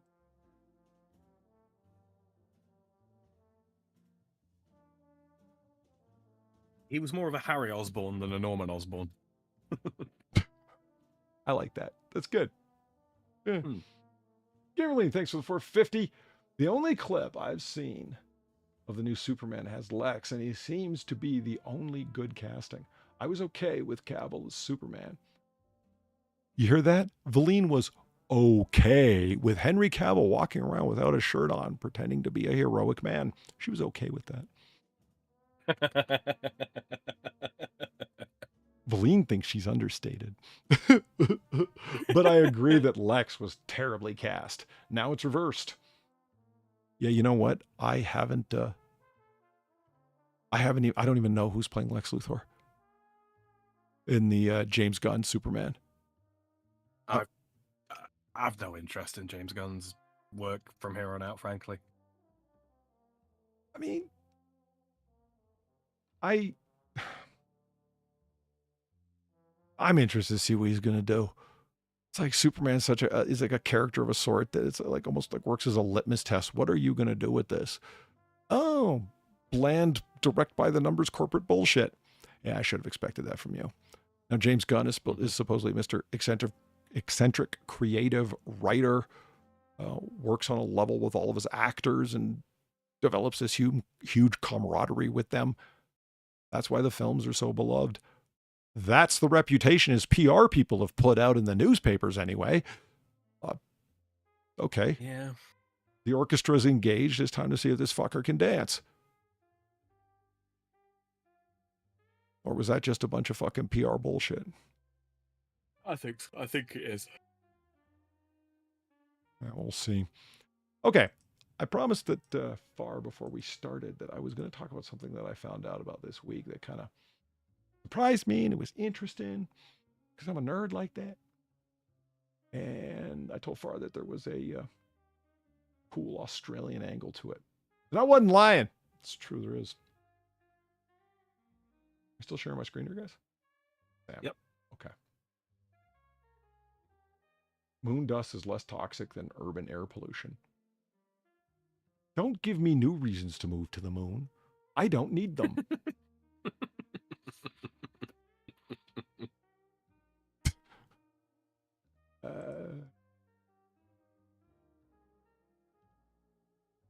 It's funny that we came up with the somebody mentioned Pirates of the Caribbean relates as a cultural instance of it coming up. Have you guys ever heard of a coin called Pieces of 8?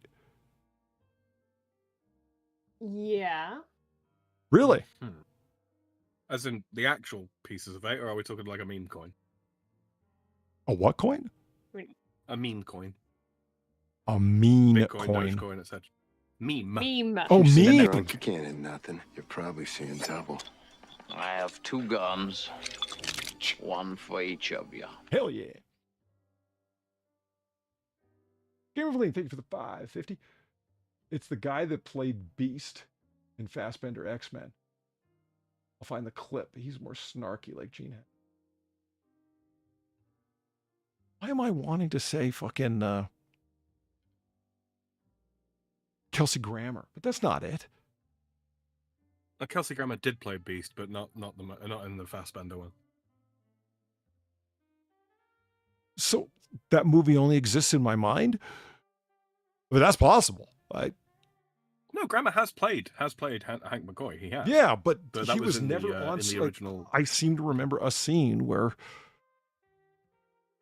Hank McCoy, played by Kelsey Grammer, is in a suit and blue and shit, and there's Magneto, played by Fassbender. No, I don't think that happened. I mean, they did a mix and match thing, right? Because you got Fassbender acting off of Jean-Luc Picard and then suddenly acting off of McAvoy. Or did I make that up? No, that happened. That happened. I don't know, man. There's been a lot of X-Men movies now. Yeah. But honestly, though, once again, let's give McAvoy the credit. Talk about stepping into a role, difficult role, and owning it. Yeah, McAvoy's awesome. You know how hard it is to follow fucking Patrick Stewart and not look like a fuck up? Dude, that shit ain't easy, man. That guy's charismatic as fuck. Mission Impossible. Yeah, you know what I mean? And he did it. Like, yeah, well, fuck. That's you got charisma, buddy. Good on you. Patrick Stewart said more in that one little glance before he got fucking vaporized by, Jean Grey going Phoenix than most actors do in their entire career. That one little look, don't let it control you, turns, looks, disintegrates. Right. What? Holy shit.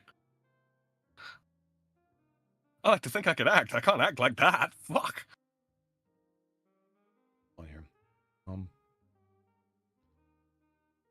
Ryder's about to get new neighbors. What? Okay.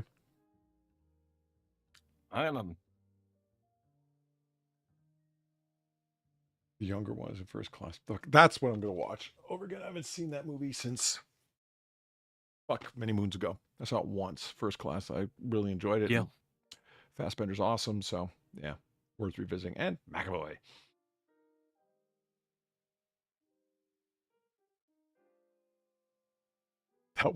That's my favorite fourth wall break from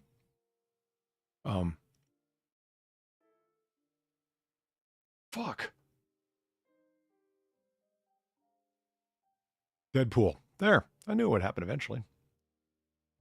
We're going to go to the Xavier School in upstate New York. Really? Who do you think will be there? Stewart or McAvoy?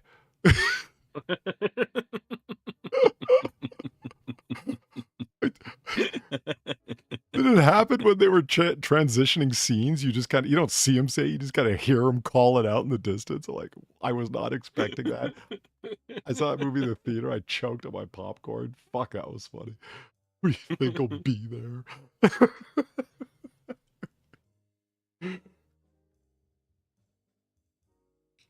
Yeah, I was not aware that the pieces of 8 coin even existed before last week. I had never even heard of it. I thought that all coinage in the American colonies, the British colonies, were British coinage, silver pieces, guineas, etc. And when I'm hearing Shillings, pence. Yeah, when I'm hearing this description of Spanish coins, I'm like, what? Why would they use okay, coinage policy in the colonies, Australia, America, was stupid. I still don't get it. I want to go fucking farm this answer out to somebody who would know on one of the campuses that I'm at. Why restrict your own colonies from? You cannot export British coins because we already have a coin shortage here in London, in the Isles. Okay, so what are they supposed to use? Their dicks? Like, no policies made to address that. They said you cannot export British coins there, but you've made it a legal requirement that the only legal tender for in theory for all transactions, but especially for certain transactions, has to be the very coins that you're refusing to allow for export. Do you see a problem here? Something to do with like the King's Mint and all that kind of thing, I would have guessed. Yeah, no royal appointments being given to mint new coins in the colonies. So the Spanish coins are being used fucking everywhere because of their consistency, I'm finding out, and their the amount of fineness of silver and their consistency over time. They're a huge thing for international trade. And I'm finding out that if you want to go buy a coin from the colonial era, and that's what started all this, by the way. I wanted a challenge coin to go along with my bone dice with the stamped axe stamp on them. I don't want to collect a million different fucking things. I just thought a couple of this and that things from the colonial era would be really cool to have. It's not a British coin at all, but Whiskey and whiskey. I heard someone whispering. Son of a bitch. Kimberly, thanks for the 450. Okay, hold on. I said that backwards. Also, okay, Cavill is nice to look at, but he's too big to be Clark Kent. It's the same issue with Peter Parker versus Spider-Man and Bruce Wayne versus Batman. But you see, Clark Kent has those glasses. And he parts his hair differently. That's right, he does. It's true. I am kind of willing to accept that as a piece of comic book logic. It just don't think about it too much. I'm surprised that nobody spots Batman's very distinctive chin exposed in that cowl to one of the most well-known people in Gotham. But, hey.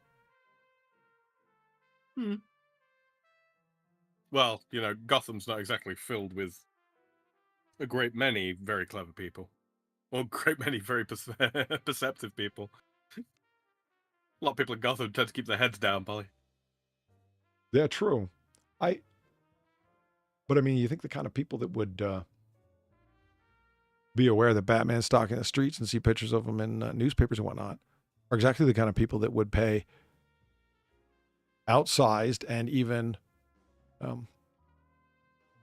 awkward, sycophantic attention to Bruce Wayne, trying to glom onto him.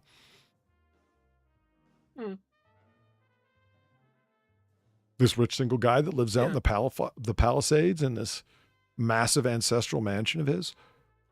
Maybe we can go have a fucking party there or something. That kind of thing. I don't know. Yeah. Peter Parker and Spider-Man, that only ever became a problem when you had certain artists or the director of a film, but like certain artists that chose to draw Spider-Man as particularly muscular. Then it starts to become like, what the fuck? Well, yeah, Spider-Man is supposed to be not a muscular character because he literally is a skinny kid in tights. He just happens to have the proportional strength of a spider enough to be able to pick up a fucking bus and smash a steel girder over your head if you got mad. Something like his strength, like his relative strength factors. Obviously it varies from comic to comic, comic arc to comic arc. But true.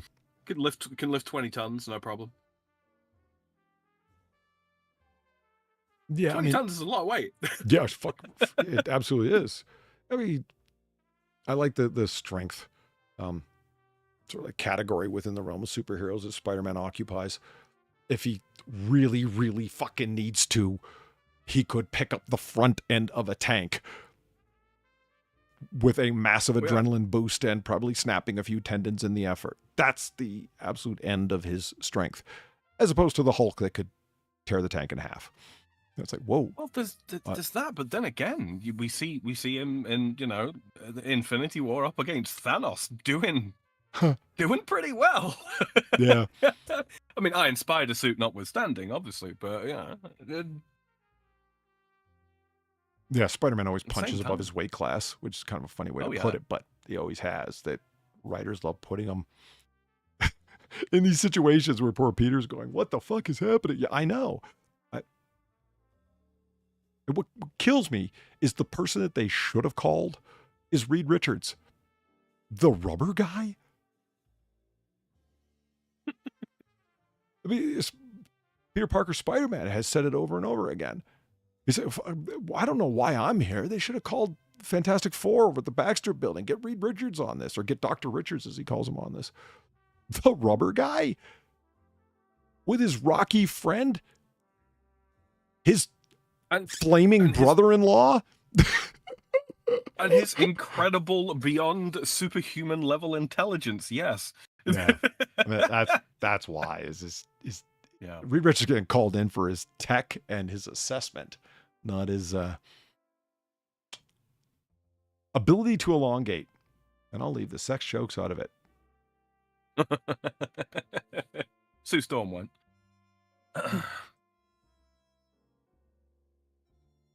Resort everything.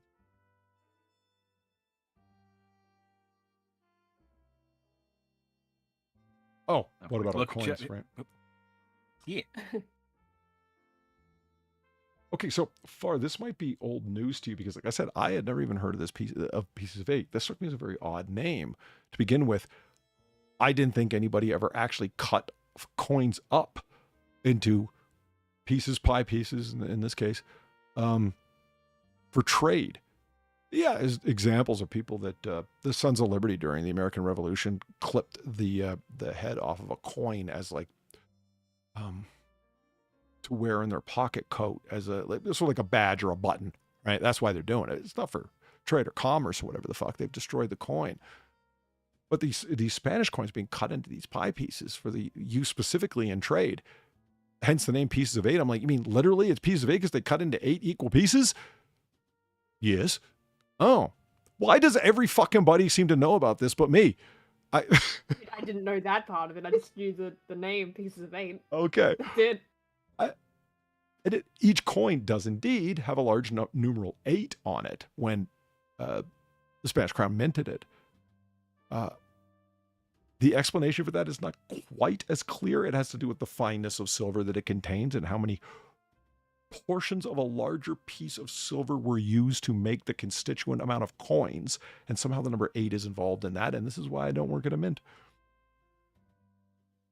Eighth of a dollar pound, maybe?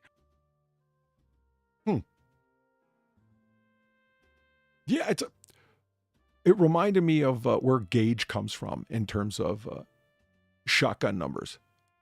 8 gauge, 10 gauge, 16 gauge. That the larger the number. At any rate, that is what we're going to try to do. The larger the number, the smaller the diameter of barrel, which would be kind of counterintuitive. You think it's the other way around. Yeah, because it's how much lead out of a pound one can use to make the amount of shot that fills that diameter shell. It's like, well, that's a fucking very British way of doing it. What the hell? Not the most clear thing. Carefully, thank you for the 350. Behold, a clip of Superman acting like he's Christian Bale Batman. And Lex Luthor, that isn't channeling Jared Leto Joker. Okay, hold on.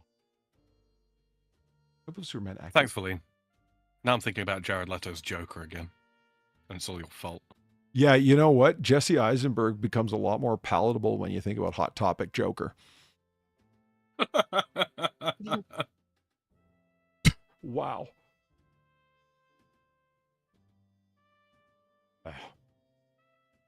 And you think about just how awesome the whole fucking set of people that played the Joker were with their different interpretations, from Heath Ledger to fucking Jack Nicholson to oh fuck, Mark Hamill's voice work. Oh yeah, right. I was the Adam West Batman. The actor was very Italian sounding name. He played him as sort of the formal jester. There was a top hat and coattails aspect to his joking around where, yeah, he would leave his calling card, which of course was the Joker from the deck, that kind of thing. And then Jared Leto comes along. Cesar Romero.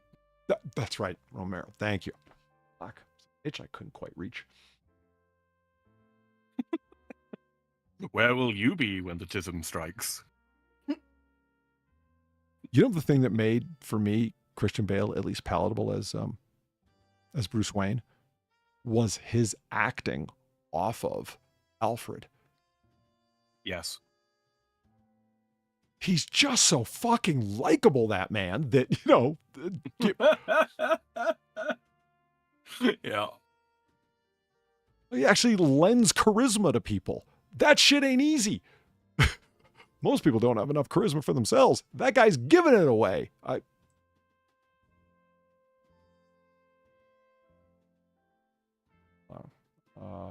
This is what happens when you have a million tabs and it's open.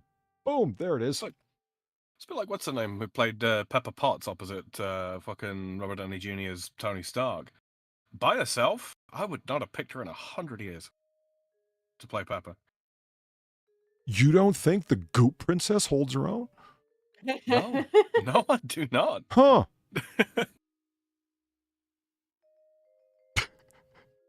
Which is too goopy.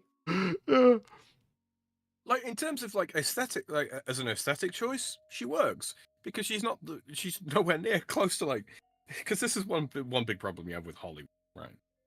A lot of the time they will have a woman who is frankly far too beautiful to be playing the role that she's kind of picked for.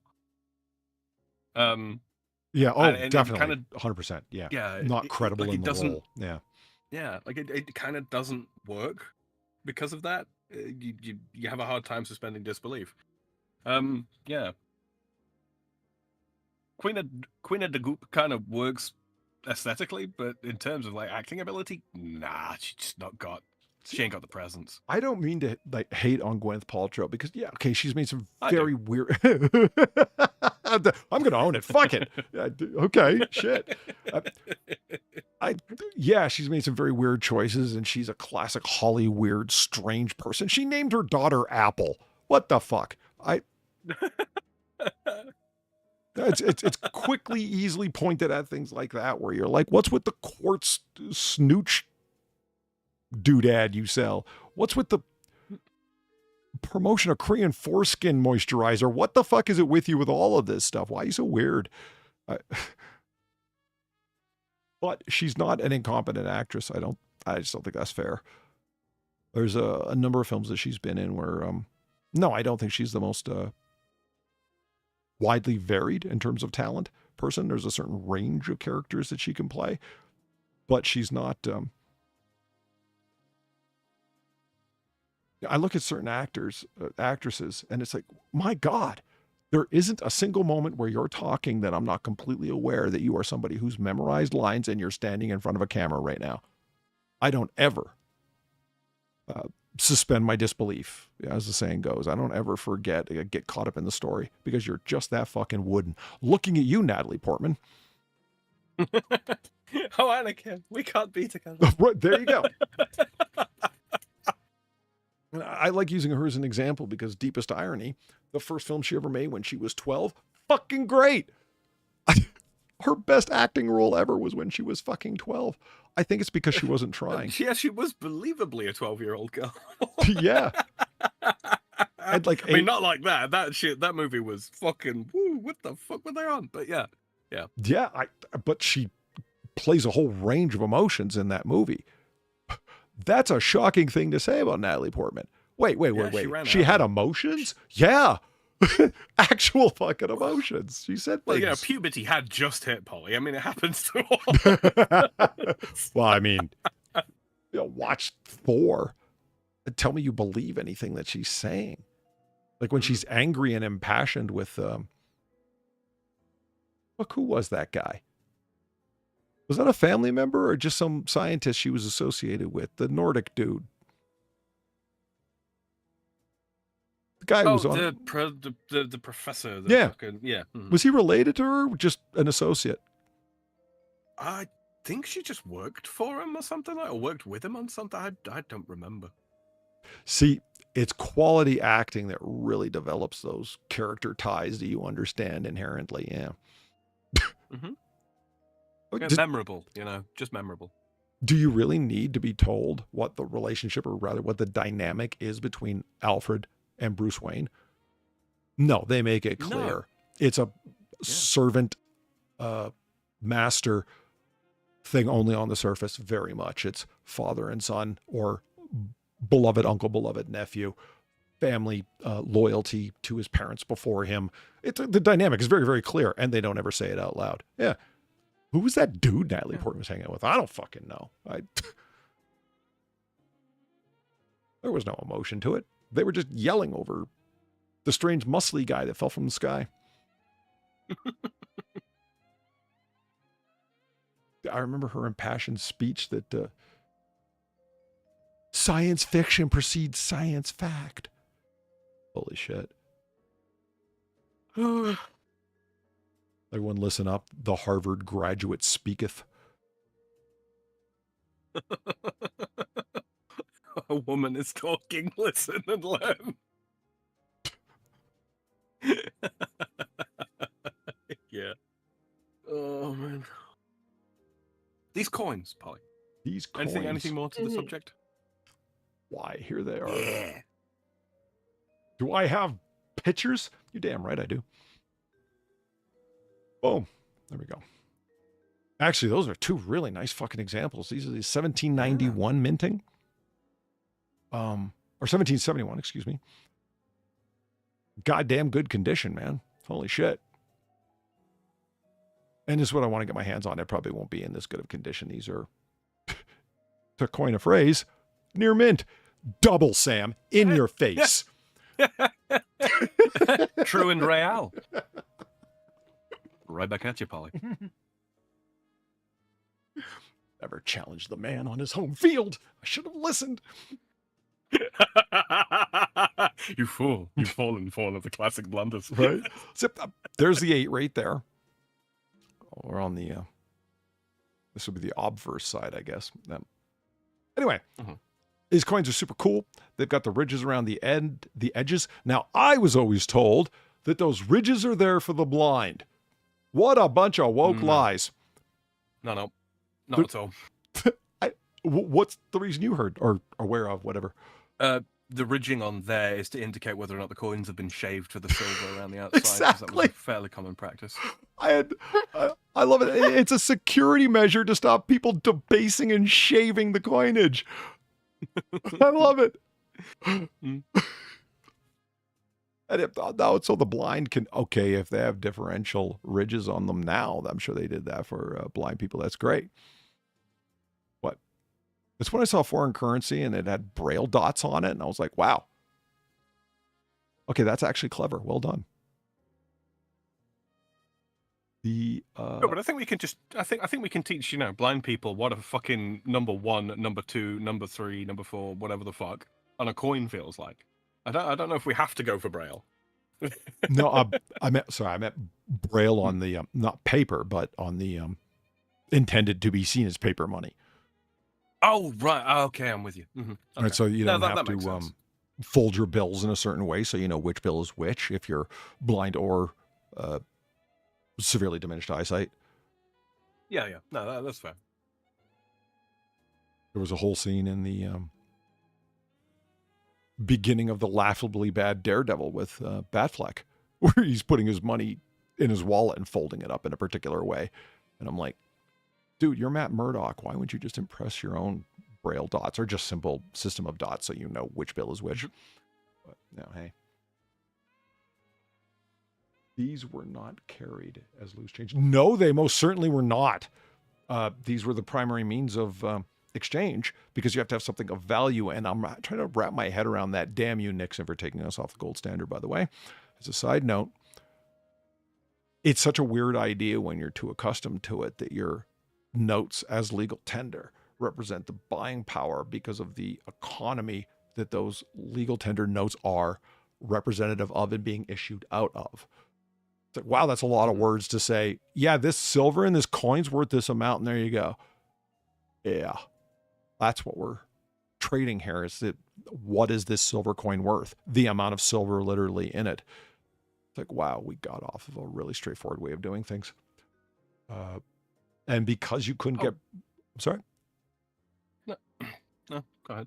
Because you couldn't get British coins, these were the most trusted ones, and they, because of their consistency and whatnot. And I found up, 1739. There's an early one. That looks so cool. Fuck, those are, what the hell, man? They look like minted yesterday. That was in incredible condition. Yeah, I want to get a coin to go along with my dice. That's really. Because they're just sweet looking. Jefferson Ave, thanks for the $3. It seemed like a nice neighborhood to have bad habits in. Nice. Well done. Oh, so there is a website that I came across. There it is. So pieces of 8 coin, and yep, literally. So a couple of things that came up while I was reading about these pieces of 8 silver dollars. I had no idea that dollar was not the name that Americans gave it. Really? Okay. That's right. Now, being from the continent, you might know of the Spanish and actually, as I understand it, German association of the word dollar. I thought that's just what Americans, probably Alexander Hamilton starting the mint that came up with that name. So far, we all stole it from the Spaniards. All of us. Ah. Yeah, absolutely. Nice. And the reason, so I'm like, really? So you're trying to tell me the reason United States, Australia, Canada, what about New Zealand? Are they a dollar too? Oh yeah, New Zealand has, I'm pretty sure, yeah, they're dollars as well. All because we all used the pieces of 8 coin. Yes, it was useful. Yes, it was effective, extremely consistent, but necessary because the British government would not allow any of their coinage to be exported. All of the coinage moved towards Britain because they'd show up on the shores of Australia, and it became a huge fucking problem for economy trading. What the fuck coins are you going to use? Okay, these promissory notes, those aren't worth nothing. Lumps of precious metals, well, they need to be minted at a certain amount, so right?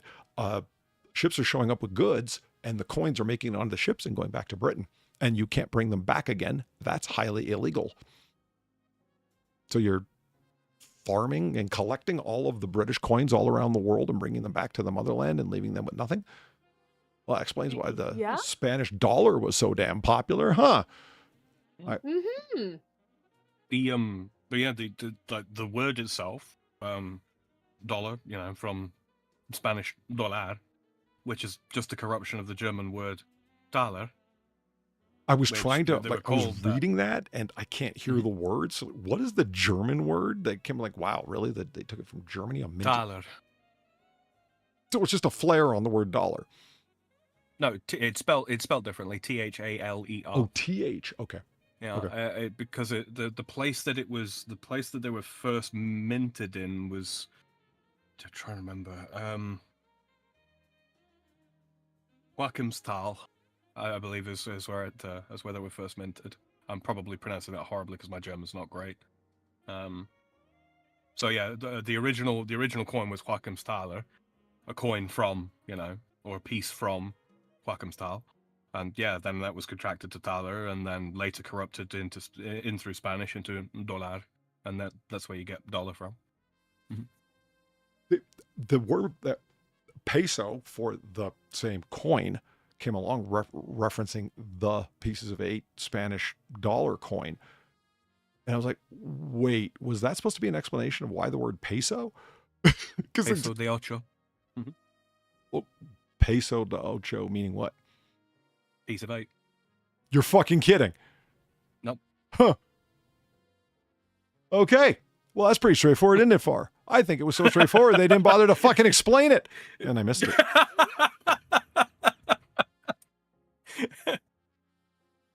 See, the thing you got to understand, right, about Latin language, Romance languages in general, they're really, really quite fucking simple, and there's a lot of corruption and a lot of handing off when it comes to the words. Yeah. Yeah. If something sounds similar between two Romance languages, it probably is. Some of the 7 times out of 8. Some of the things you hear these kind of random factoids that some jackass will say to sound momentarily interesting, and usually it's all bullshit. But I heard a bunch of things that would generally be in that category, but no, they're all 100% true because of how widely used this coin was and how popular it was. Like, speaking of the colonies in America, yeah, they base everything off of 8. Up until 1997, the New York Stock Exchange still traded in fractions of eighths.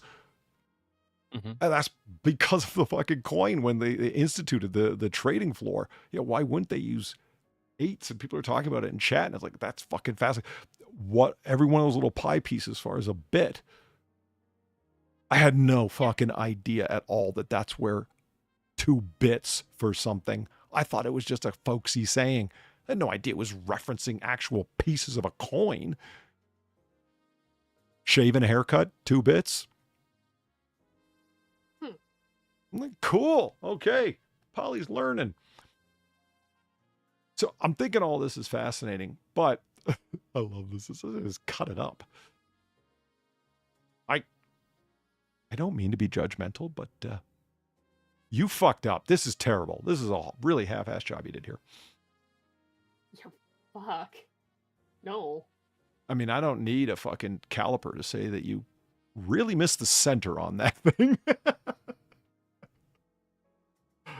I do have to say they did, these are cut really nice. That's pretty fucking good. And you can tell because of the intricate, people are talking a lot about that. One of the reasons that they like the Spanish coins so much is that regardless of the particular minting, the design on them was so deeply struck that it wasn't going to, like Valine's talking about, wearing off of edges and the designs and so on, but especially the edges, didn't happen with Spanish coins because they were very hard because of the high degree of silver and how deeply struck the images were, that when you had little bits, you could absolutely tell that it wasn't somebody faking you out because you could clearly see which part of the coin it was. I'm like, fuck, it's all fitting together. You see, Sam? Fitting together. I'm just sorry. I'm thinking of the word peso, like where the term peso as in the context of it, and I'm thinking because pensum Latin is something that's spent, right? So maybe that's where maybe the corruption is actually reverse. English picks up piece from peso rather than the other way around. I see what you're saying. I'm thinking that's more likely. I'd have to read into it. But yeah. So, who ends up impressing me the most in this tale of coins here? The Australians. Now, they're catching it hard because, far as I'm sure you're no doubt aware, you're on a continent unto itself. So you're sort of like way down there. And the lack of coinage is hitting Australia worse than it is the American colonies, because most of the Spanish coins that are coming up into the Americas are coming through the Caribbean because of the Spanish holdings there, et cetera, et cetera. Like they're flowing there naturally through commerce. They didn't have to go seek them out. Australia, on the other hand, is like really fucked and cornered. There's a limited amount of British coins that they have. It's the only legal tender that could be used for, that's supposed to be used for anything, but definitely can only be used for certain things, land purchases and so on. Yeah, you're going to want to do that. But there isn't enough coins to do some business deals. People have the wealth, but not the ability to actually transact, which is funny. That's like not having a pen to sign a contract or something. It's like, what, really? That's what's going to stop us? Well, promissory notes were a big thing. Yeah, which is as useful as an IOU written by a drunken gambler, Well, there's a bit of a difference between a simple IOU and a promissory note that's been stamped by a bank. I mean, that's the whole premise of paper money in the first place, right? That's You can true. write whatever the fuck you want on the note, and it has to be witnessed. If it were like issued as a cashier's check at a bank, yeah, I would quite literally take it to the bank. But yeah, it's how paper money started, isn't it? Is that basically checks or paper indications of bond? I should look into that just out of curiosity. Did anyone ever actually use paper? Because American currency isn't paper; it's linen. Anyone ever actually use paper? Probably not. Oh, you know what? Probably. The shitty currency that the Confederacy put out during the Civil War in America, it was so bad that counterfeiters were caught because their work was too good. You mean to tell me that the Confederate currency was not worth the paper it was written on? No. You can scrape that shit off and keep a laundry list. It'll be more valuable to you. It's like the printing that you're using is way too clear. It's legible. This is clearly a counterfeited note. What the fuck, man? So Australia gets a one-time relief from their situation from the British Crown in the form of 12,000 pounds worth of silver Spanish dollars. The Australian governor has a fucking inspired idea, and he creates the holy coin. Okay. First of all, that it's called the holy coin is like an early example of Australianism. Dollary dues, holy this and that. Like, wow, of course he called it that. Because you see, it's got a hole in it. Yeah, I see that. It's restruck, as a lot of people did do with the using the coin sort of as a template, if you will, and then restriking for New South Wales, 1813, and by punching it out, that's the clever part. He effectively restricted it from leaving the continent because it wouldn't be worth anything to anyone else. The only people who are going to accept this as legal tender are here because we've just defaced the coin. But they're not going to want this in Britain. These are ours and ours to stay here. Cool. So what'd you do with the bit you punched out? That's a 15 pence piece, sir. On New South Wales on one side and Crown on the other, and the date of minting. I'm like, holy shit, I love this guy's thinking. This is that nothing's lost. That does work. Yeah. He punches it out so effectively makes sure it's going to stay there and creates a second coin in the process. So if I was an Aussie, just for the fucking awesomeness of it, I'd go get me a holy coin. What a cool thing. Because they were only made for 12 years before they were outlawed by British Parliament.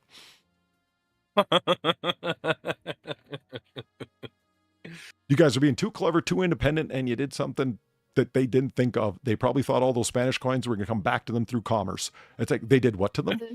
They made them dollary dues and created double coinage. Yeah, they made them the holy dollary dues.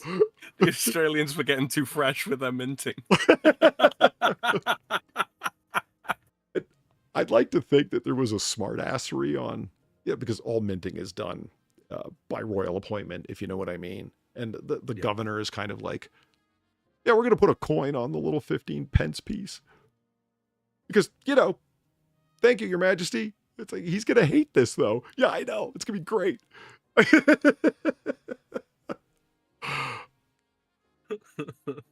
Yeah, absolutely. Very fucking cool. The first official currency of Australia, Spanish dollars, were converted into 2 Australian coins known as the dump. The dump is the punch out in the middle. And the holy dollar. In 1813, in 1825, the British government made the British pound the only form of legal currency in Australian colonies. Because, of course, they did. Yeah, no fun allowed. Yeah. People say that the Germans have got no sense of humor. I mean, it's highly clever and effective. What's your problem? We don't control it. Oh. Mm-hmm. Peace and plenty. See, now this is like the this is what I would expect from Australian like symbolism on Australian coins. And That's still on the back of a 50-cent coin, I'm pretty sure. The emu and the kangaroo. What is it when they call what are the animals called when they're on either side of a heraldry? They're rampant. Is that what? No, there's rampant and passant. Rampant is when they're facing to the right, passant when they're facing to the left. Oh shit! I just love that Australia took, not lions, but come on, man, we're in Australia. An emu and a kangaroo are the obvious choices. And we eat them. We fucking eat them as well. It's just like, yeah, we eat these animals. We're putting them on our coins. We're putting them on our everything. It's our national animal and bird. Have you still got the picture there of the real there, Holly, the Spanish coin? Yeah, here's a man. That's really, if anything, the 1813 striking is much more clear and deeper than the 1796 striking is, but it's probably been around the world and back again to wear it down a little bit. Powerless 4. So, utracunum there, or utraqueunum. What that means is both as one. And the reason why, because I just looked it up because I was interested as to why, utraqueunum is actually stamped on there. You only saw these after the discovery of the New World, because the both as one that they're referring to is the New World and the Old World. Okay. Yeah, that's kind of cool. I don't know. I like these things.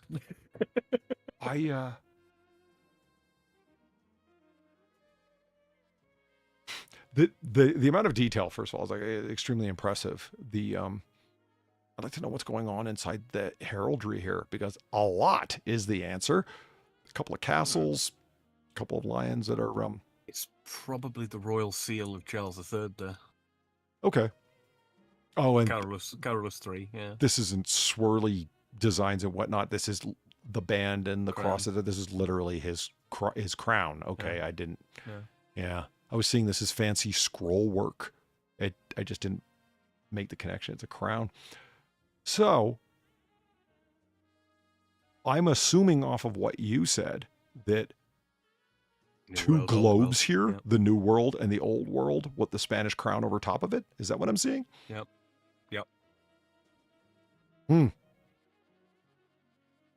Yep, that exactly. And then I take it this is the wavy ocean in between sort of thing? Mm-hmm. Seems that way.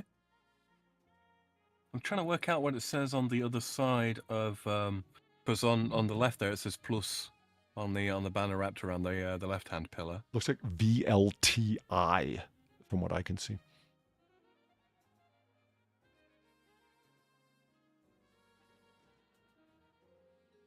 Oh. I mean, as soon as you go Latin, all of a sudden you can enter into those really complex acronyms, you know? Right, yeah. 3 or 4 letters stand for an entire phrase. So possibly. Ulti. Maybe ulti is supposed to be a contraction of ultimus, as in last. But plus ulti. More than last, I don't quite know what that's supposed to be. So more says VL little man I.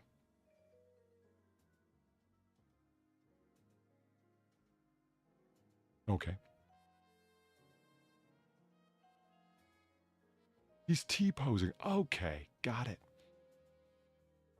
What I don't quite get is you got like the Spanish crown over top of both the New World and the Old World. Because, you know, I'm ruling everywhere I go.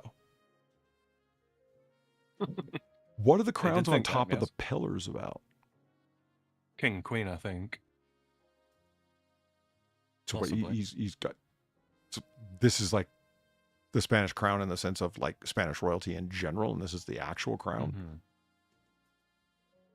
I would have guessed so. I'm not super familiar with crown forms.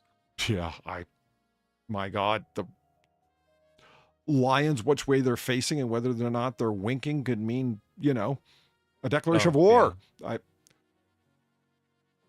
Did you mention what the FM was for? That was something I was actually curious about because it was standing on the other side of the 8 that I had actually looked up. That's a good question. I'm not sure on that one. Probably something Spanish. Well, you know how like on this coin, Elizabeth had ER. Had ER as part of the royal seal. Okay. Yeah, I mean, look at the it's Charles it's the III mark, DG Hispania. Yeah, the FM is the mint seal, as it were, from the Assayer.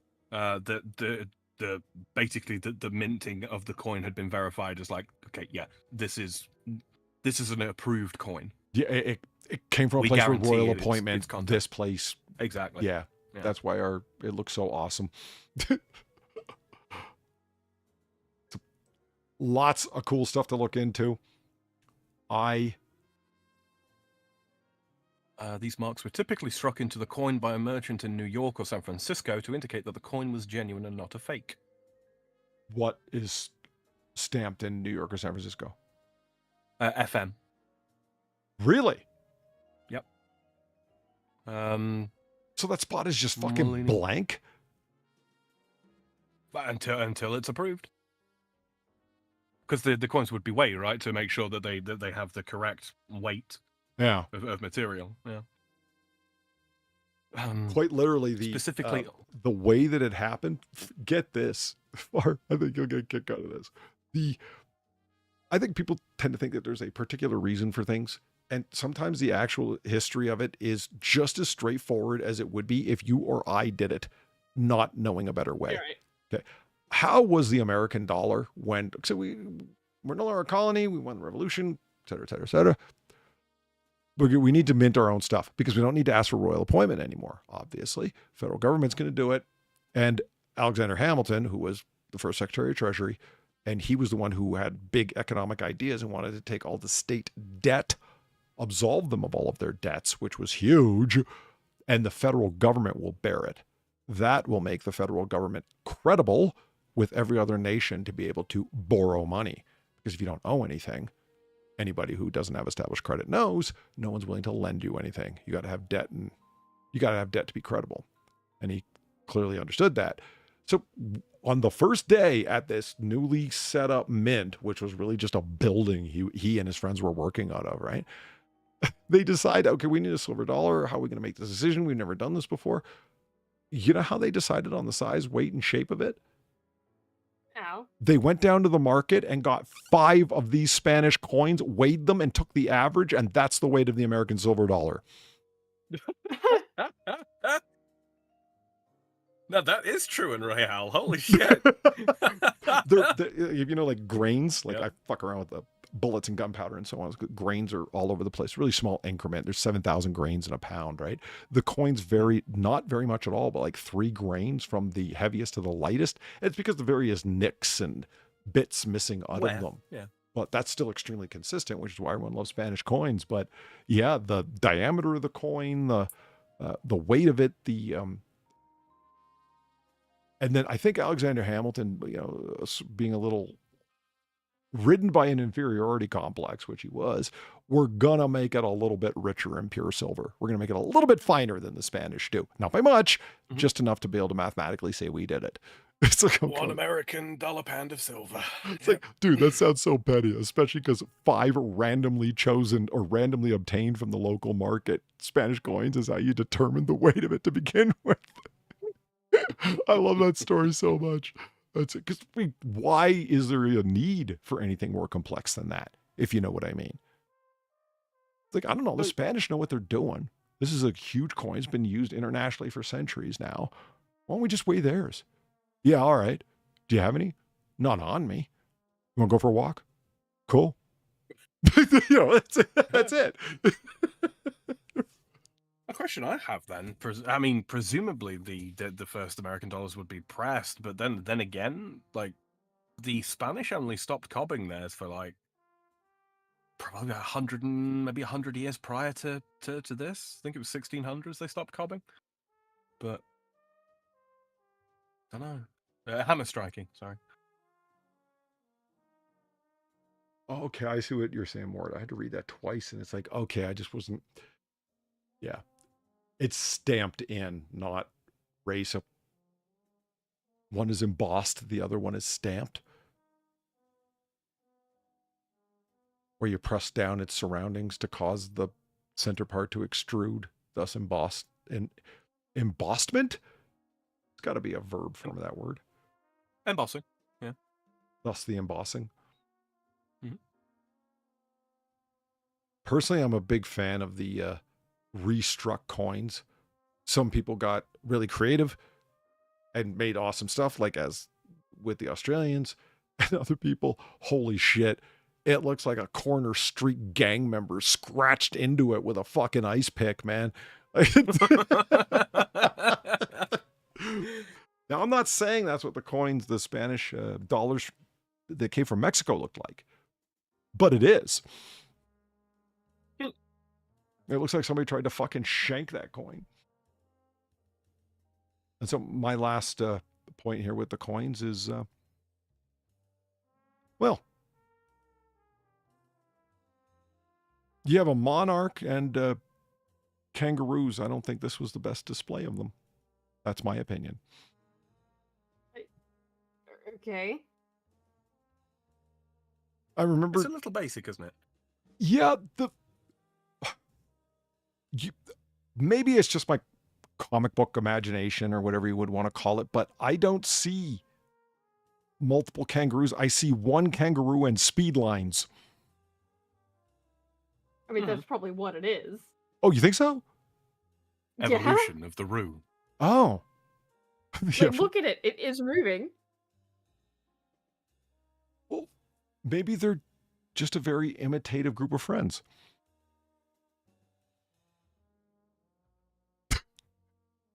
No. No.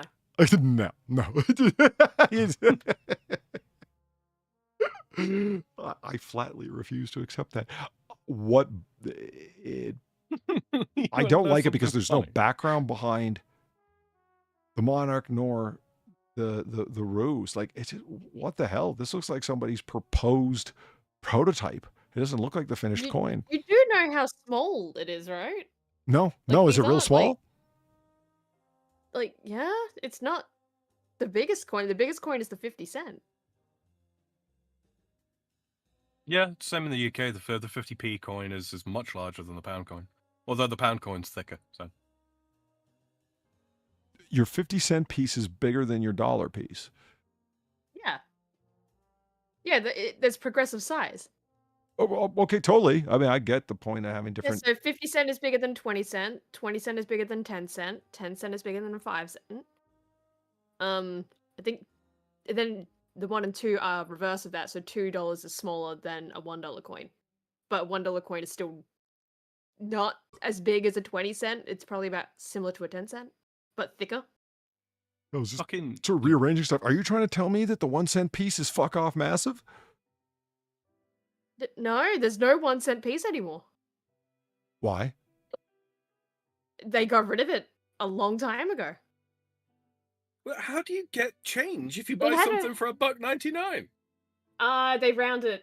They rounded to the nearest 5. See, Far has this strange idea that when you hide taxation within the overall price of an item, that's, quote, easier. I'm not saying that that's right. right. I'm just saying that's what they fucking do. No, I get it. I would never trust a government to do something like that. It would be like, holy fuck, does anyone know that the amount of taxation you're putting upon a particular item or service is actually what you've passed in the halls of government it was going to be? Yeah, I don't know. If you pay with card, right, you do the exact amount. But if you're paying with cash, yeah, that's the risk you're paying. Really. Here's the thing, right, Polly? When we go to the checkout here, yeah. So the price listed on the shelf is the price including tax, yeah? Whatever the same VAT here. might be, yeah? But when we go to the checkout, it tells us how much we're paying and our tax. It breaks it down it itemizes it. Yeah, it does. Okay. Don't you find it a little suspicious that the amount that you're paying in taxes plus the set market value of the items plural that you're purchasing just so happen to work out to a rounded number that don't require pennies? Market values is... They don't. Well, that's the thing. They fucking don't. Oh, so they literally do round up and keep the money? Yes. Oh. Yes, they literally do round it up. Okay. I posted a picture, or rather, not yet, I haven't though. So there's a picture of a euro. Yep, in the group chat there. Here, Nanero. We really probably should be finishing up soon. Yeah, fucking Jesus, yeah, should. Come on, you. Just got what time it is. There we go. Oh, what time is it? It's just gone past midday for me. Do you notice anything about that number 1 compared to the Australian dollar we do there?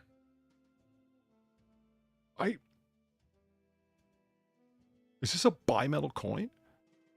Yeah. Okay.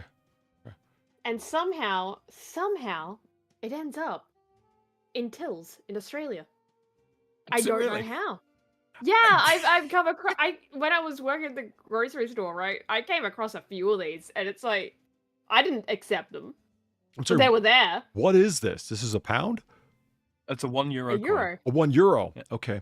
Yeah, and there's a €2 coin as well for after the fact, which is What both is bimetal coins. Is this a map of Europe? Yeah. Well, Western Europe anyway. Right, right. See, Turkey, Israel, you're not fucking on it, so you don't get to take part in the Eurovision. Fuck off. Australia isn't on there either, so you should probably tell us to fuck off too. Really. Agreed. Agreed. Like I don't get that. I don't fucking get that. Why? Why are you letting Australia into Eurovision? Fuck off. Politics. We don't need to be there.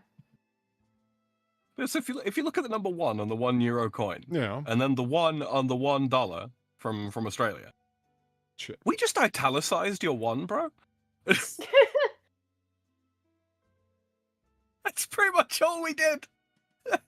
Yeah. That's the same goddamn font. Hmm. That's a nice coin you got there, Australia. How's now? Maybe that's why we let you into the Eurovision. You just liked our coins. Yeah, we stole your fucking coin font, and they're like, you guys are just like, yeah. oh mate, now listen here, cunt. It's our font. It's proprietary. You can't have it. You can't fucking have it. We'll let you into Eurovision. Deal.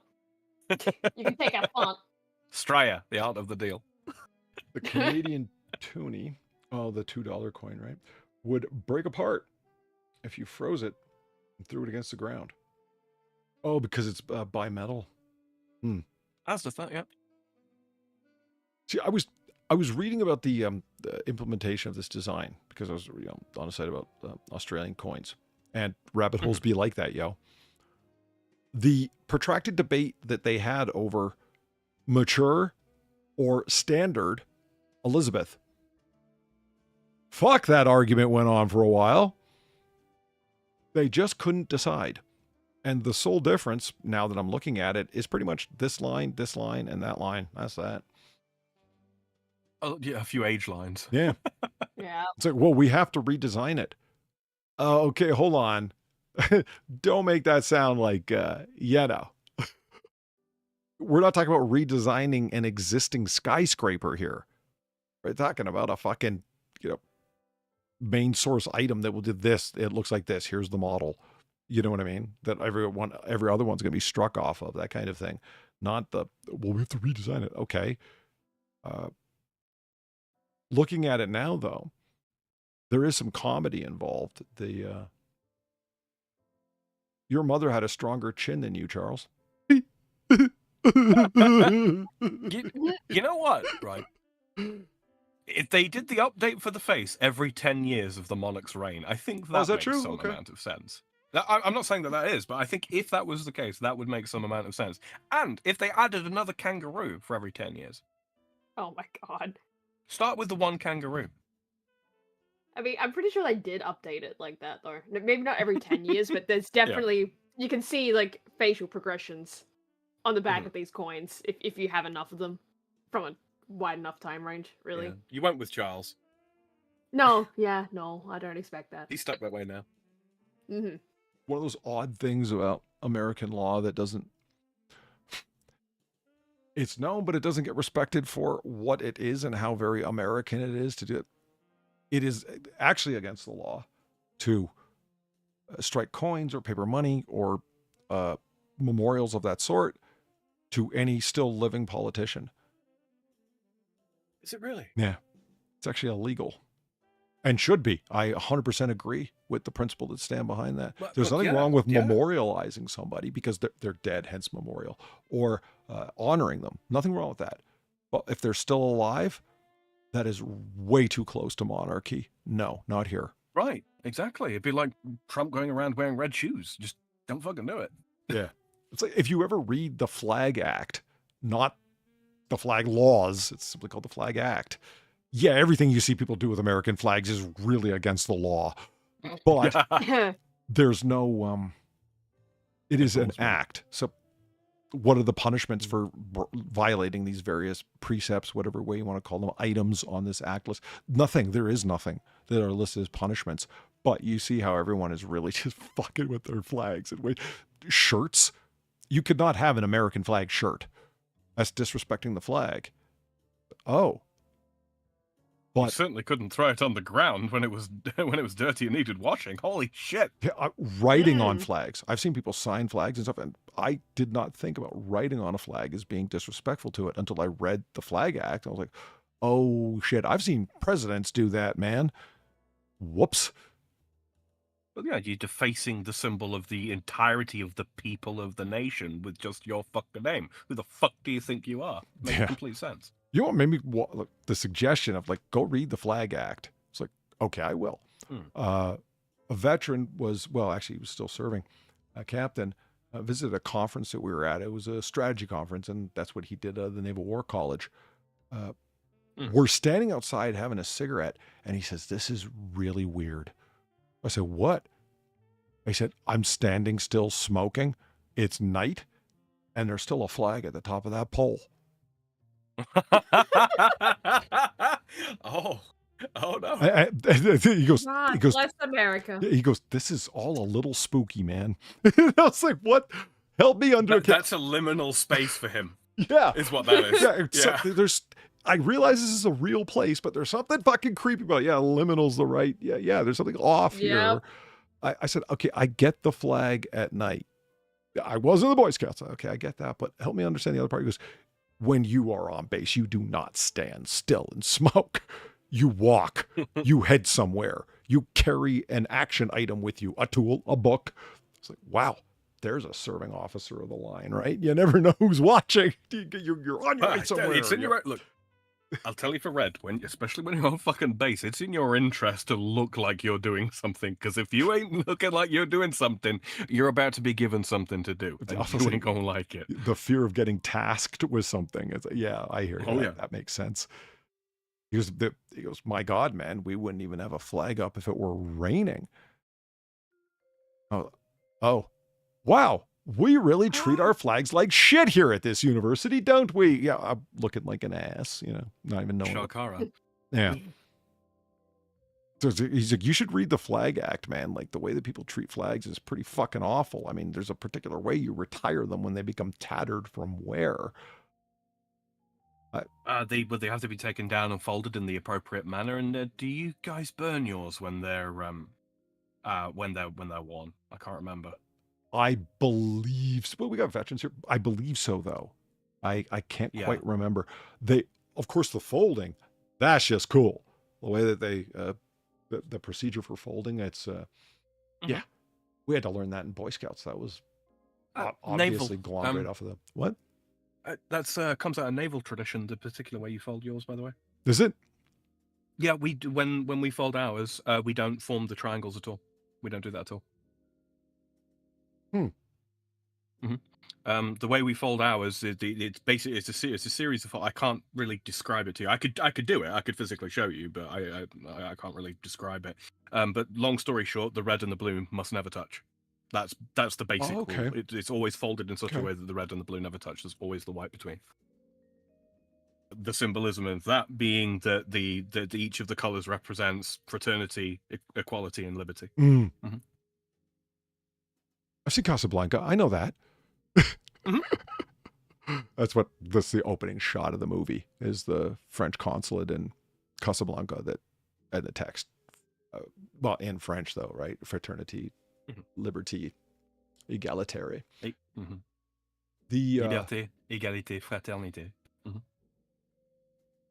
Liberty, equality, brotherhood. The thing about one of my friends said one time, it's like, I want to, he lived in Northern Virginia, and he's like, he loves the neighborhood he's in. He's never going to fucking leave. He moved there, and he just loves the fucking place to death. It's like, well, I want to, I've got the not a couch, but the 2-seater barbecue seat out front, and that's cool. And he's a obsessive with barbecue and cookouts, smoking. He's got 2 different smokers and so on. I could have my smoking stuff near me. That's great. But I want to do something like symbolic. I don't know what it's going to be. I said, how about a flag, man? I mean, it doesn't need to be. You don't need to pour concrete and have a 40-foot flagpole of regulation height. You could just do one of the, what are they called? Where they're at the particular angle, like 45 degrees off the front of your house. You know what I mean, right? Yeah. There is a word for it. No, it escaped me. One of them there type things. And he's like, I don't know, man. I think there's I'm not trying to avoid responsibility, but there's a lot of responsibility there. I put it out in the morning and then I leave and then it starts raining while I'm out. That would suck. He goes, but honestly, the truth is, because he is no conservative by any stretch of the imagination, he says, that's really kind of a Republican thing to do, you know? Like, it's all the people that I've seen that do that. I mean, it's well known. That's a Republican who lives there. And I'm like, that's not intentionally ugly, but still very ugly what you just said. And I told him so. So why the fuck would you allow your political, ideological enemies to own the literal symbol for your country and make you avoid it? Think about that.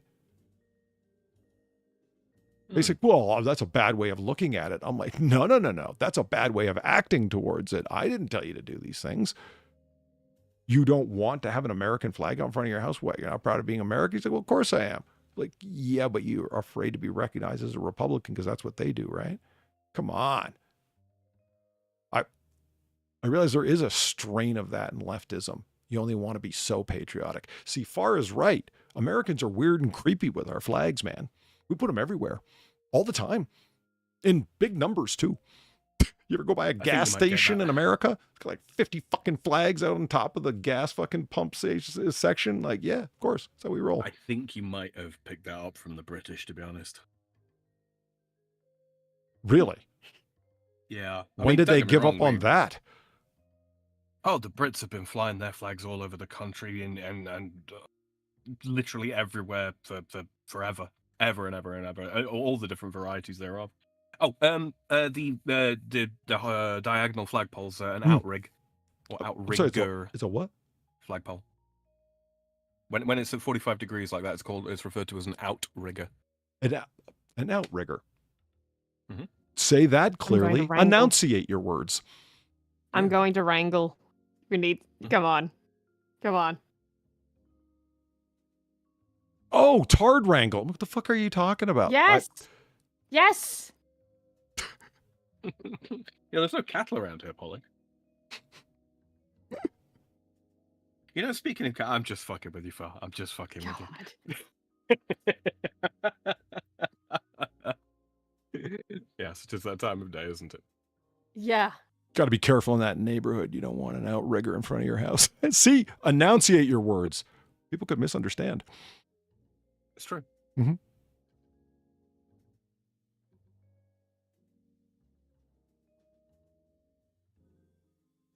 So I was waiting to see if you were going to start yelling. So I'm just over here prodding. It's fine. The Tard Wrangler, Polly. Don't taunt the Tard Wrangler. I'm a delightful scamp, okay? You're a delightful scamp who's about to have very sore shins. Yeah, okay, do you see why I live in understandable fear of shin trauma? You're not scared of her, you're just afraid she's going to hit you. Exactly.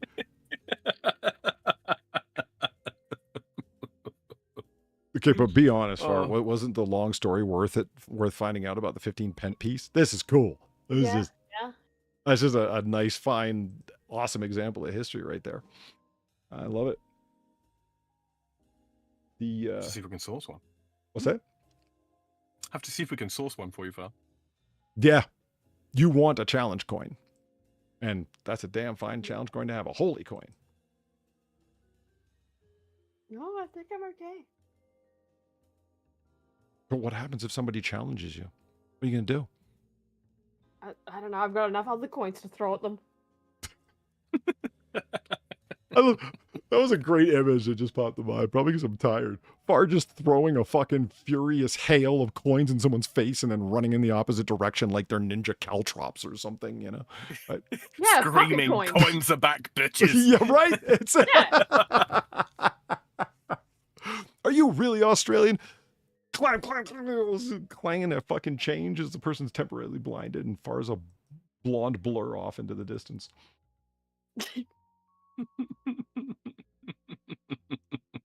Yeah, I can picture it. Okay, let's wrap this up. There's it. There's that. That. Boom. Or why do you... We can't close What? now. We got a fucking $25 million mansion to look at.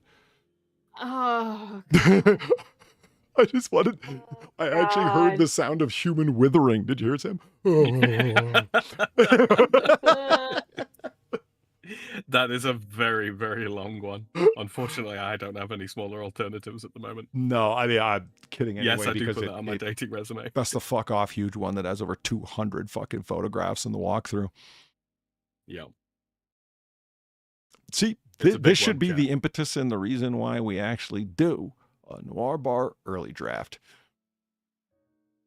Mhm. Tomorrow. Noir we should- architecture. What's that? Noir architecture. Noir. What good? I can't say that thing you just said. he's too tired for this now, Sam. He's too tired. She's right, though. Okay. Yeah, we are going to wrap it up, man, because I'm fairly certain I'll be asleep the moment my head hits the pillow. I'm that level of tired. If not before. Yeah. But I can stay up and ramble incoherently, though. Maybe you shouldn't. I don't know. I've never let anything stop me before. I went Let through Far stop undergrad you this way. time. That's why I don't read any of the things I wrote then.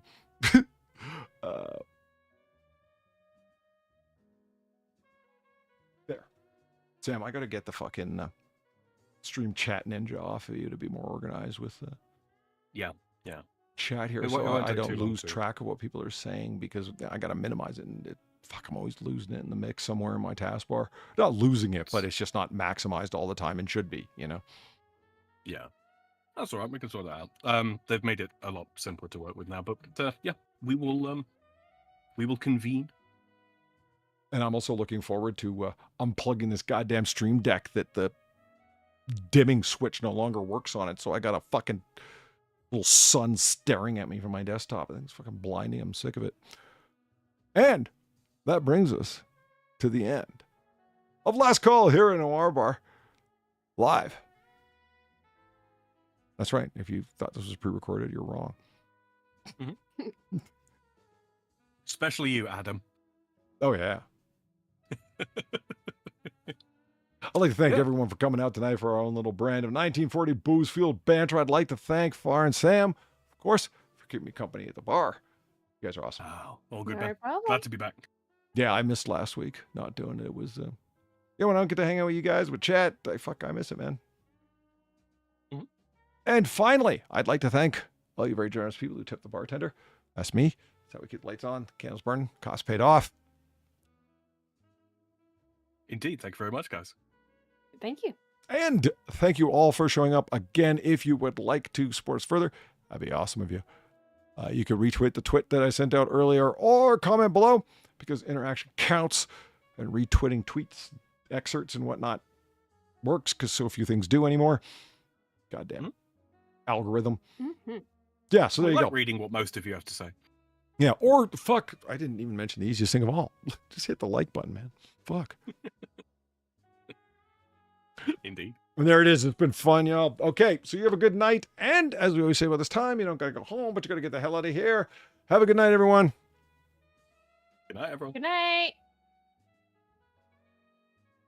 Fuck, did I delete my close button?